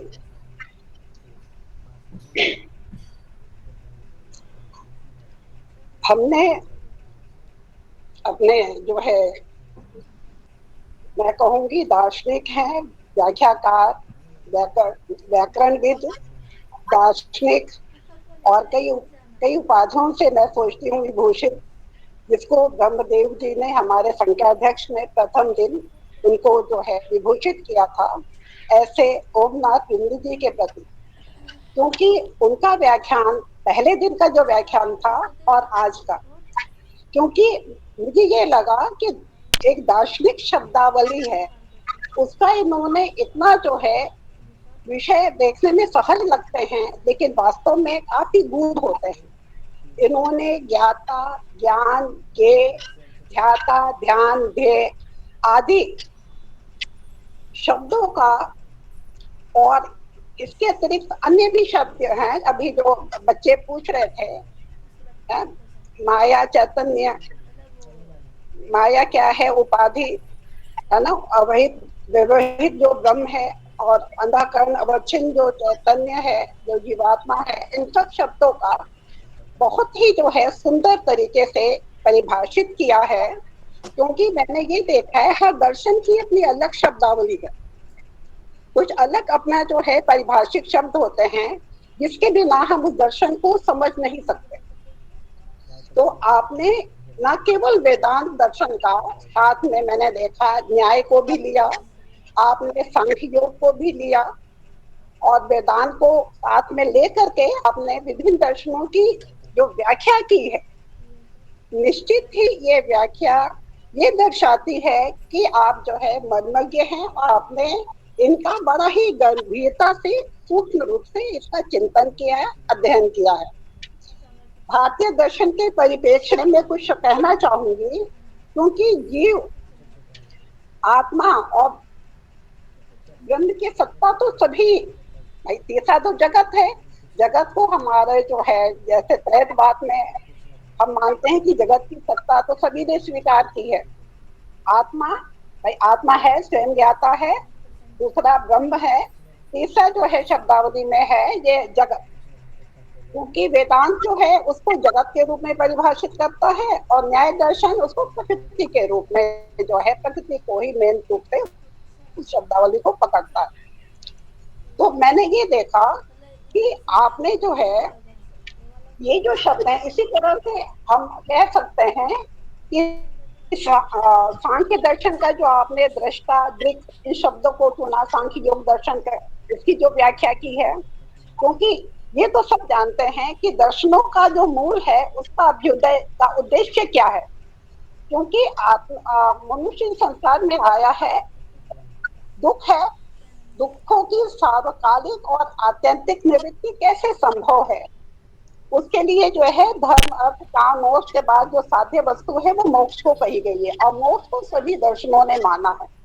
जितने भी आस्तिक दर्शन है सभी जो है उस मोक्ष को, किसी ने उसको कैवल्य कहा, कहीं वो विश्वेश के नाम से है, और कहीं पर जो है वेदांत दर्शन में इसको जो है मोक्ष को कहा है। दो अवस्थाएं वर्णित की हैं, जीवन मुक्त और जो है विदेह मुक्त है, वहां पर उसकी अवस्था आनंद की मानी है। तो कुछ ऐसे शब्द हैं, हम जब अलग व्याख्या किसी की करते हैं, जैसे कल वेदांत दर्शन में भी हमने देखा द्वैताद्वैत, विशिष्टाद्वैत, अद्वैत, त्रैत, सबकी व्याख्या हुई है, लेकिन कहीं किसी का ऐसा नहीं लगा। सभी ने, जैसे भी विनय जी ने ये बात कही है कि सब दर्शन अपने में पूर्ण है। हम एक दर्शन को पढ़ते हैं तो हमें ये नहीं लगता वो अधूरा है, वो अपने में पूर्णता को समाविष्ट किया हुआ है, किसी का दूसरे से विरोध नहीं है। क्योंकि साधन भले अलग अलग हैं, लेकिन उसका लक्ष्य जो है एक है, क्या है, हमें मोक्ष को पहुंचाना है। क्योंकि संसार में जो दुख है, प्रवृत्त दुख की व्याख्या कही गई है कि संसार में जब जीव आता है, अब जैसे वेदांत दर्शन में है कि वो प्रपंच है, माया है, जिसकी वजह से हम जो है ब्रह्म से अलग हैं, और जो है जब उसकी अनुभूति हम अलग हो जाते हैं तो हम इस संसार में विचरण करते हैं, खेलते हैं, और जो है या ये उस ब्रह्म की ये रचना है आए हुए, तो ये जो चीजें हैं, मतलब मुझे ये कहना है सबके मूल में एक ही है, दुख, और दुख का कारण वृत्ति है, और वृत्तियों का निरोध ही सभी दर्शनों ने इसको माना है कि दुख का कारण वृत्ति है। और वृत्तियों का ही आपने कितना अच्छा किया है कि जब ये विषय कारित होती है, ज्ञाता, ज्ञान, ज्ञेय, मतलब ये तीन का होना जरूर है भी। ज्ञाता की भी तभी ही उपस्थिति है, महत्व है, जब ज्ञेय वस्तु है। तो ये वृत्तियां जो हैं ये दुखों की जननी है, और इन वृत्तियों का कैसे हम निरोध कर सकते हैं, दर्शन यही परिभाषित करता है कि वृत्तियां ही जो है सभी दुखों का कारण है, और हम जो है इन वृत्तियों का जैसे जब निरोध करते हैं तभी जो है पुरुष का जैसे है तो स्वरूपावस्थान है, आत्मा का परमात्मा से साक्षात्कार है, ये सब है। तो वेदांत दर्शन में तभी एक जैसे है ना, एक आता है बृहदारण्यक उपनिषद का एक मंत्र है, आत्मा बाहर द्रष्टव्य है। अभी गुरु जी ने भी हमारे विद्वान जी ने भी जो है, गोमनाथ जी ने भी इस बात को कहा है कि आत्मा बाहर द्रष्टव्य, कि जो है आत्मा का ही जो है मुख्य रूप से जो है चिंतन करना चाहिए, मनन करना चाहिए, निधिध्यासन करना चाहिए, और उसके पश्चात ही हमें जो अनुभूति आती है तत्वमति की और अहम ब्रह्मास्मि आदि वाक्यों की, कि भाई जब आत्मा इतने अभ्यास के बाद उस अवस्था को पहुंच जाता है तब वो जो है अनुभूति कर सकता है। ये सब जो है साधना मार्ग है, उस तक पहुंचना हालांकि कठिन है, लेकिन उस तरफ प्रयास किया जा सकता है। निश्चित ही ये हमारी जो है 7 दिवसीय हम 5 दिवसीय कार्यशाला है, और ये संस्कृत महोत्सव 7 दिवसीय रहा है। इसके आयोजन के लिए हमारे जो दिशा निर्देश करने वाले हैं, हमारे जो गुरुवर्य हैं, हमारे विभागाध्यक्ष ओमदेव जी, हमारे जो है संकायाधीश ब्रह्मदेव जी, हमारे जो है नवीन ऊर्जा से ओतप्रोत हमारे जो है प्रोफेसर विनय विद्यालंकार जी, हमारे जो है तुल्य भाई गुरु मोहन सिंह जी, हमारे भाई नवीन है लेकिन जो है देवव्रत जी बहुत सक्रिय हैं, उन सबका ही है। हम लोग तो कन्या गुरुकुल परिसर में बैठे हैं, सारा श्रम जो है उन्हीं लोगों का है। उनके प्रति भी बहुत ही धन्यवाद का ज्ञापन, हृदय का धन्यवाद ज्ञापन करना चाहती हूँ, क्योंकि उनके बिना ये कार्यशाला संभव नहीं थी। और निश्चित ही इस कार्यशाला से हमारे सभी शोध छात्राओं ने, हमारे जितने जो है और प्रतिभागी और जो भी विद्वान इसमें जुड़े हैं, इन सबके प्रति जिन्होंने जुड़कर इस जो है कार्यशाला को सफल बनाया, उन सबके प्रति मैं जो है हृदय से धन्यवाद ज्ञापन करती हूँ। और ऐसे आयोजनों के लिए अपने गुरुवर्य को प्रति भी मैं नतमस्तक हूँ। साथ में एक छोटा सा मैं कहना चाहूंगी शब्द आत्मा के विषय में, क्योंकि आत्मा ही मूल है, कि आत्मा है, आत्मा की सत्ता सभी ने मानी है। आत्मा और ब्रह्म, तीसरा है हमारा जगत प्रकृति, है ना, तभी वो त्रैतवाद की सिद्धि होती है। क्योंकि एक छोटा सा शब्द है, अब आज मुझको ज्ञात है मैं ही स्वयं हूँ रस घना, आनंद घन हूँ, ज्ञान घन हूँ, मैं दृश्यगत अभिव्यंजना। इस सृष्टि में जो हम हैं, हम तो अभिव्यंजना के लिए ही हैं। बाकी जो है ईश्वर से प्रार्थना है कि भगवान भी हमको, हम सबको वो शक्ति दे, हमको वो जो है साधना साध्य बना, साधना मार्ग पर की ओर बढ़ने की जो है हमारी जो उन्मुख होने की प्रवृत्ति को बनाए। धन्यवाद। इति शुभम। एक बार फिर जो है हम अपने जो है ओमनाथ विमली जी का प्रति जो है बहुत ही कृतज्ञ हैं और धन्यवाद ज्ञापन करते हैं कि इन्होंने जो है बहुत ही सारगर्भित तरीके से छोटे छोटे शब्दों को उठाकर सभी दर्शनों के, केवल एक दर्शन के नहीं, उसको परिभाषित किया, उसके जो है रहस्यों को खोला और हम सबका मार्ग जो है दिग्दर्शन किया है। उनके प्रति धन्यवाद। और सभी जो है और महानुभावों के प्रति, सभी दिग्गजनों के प्रति मैं श्रद्धा उन्नत हूँ।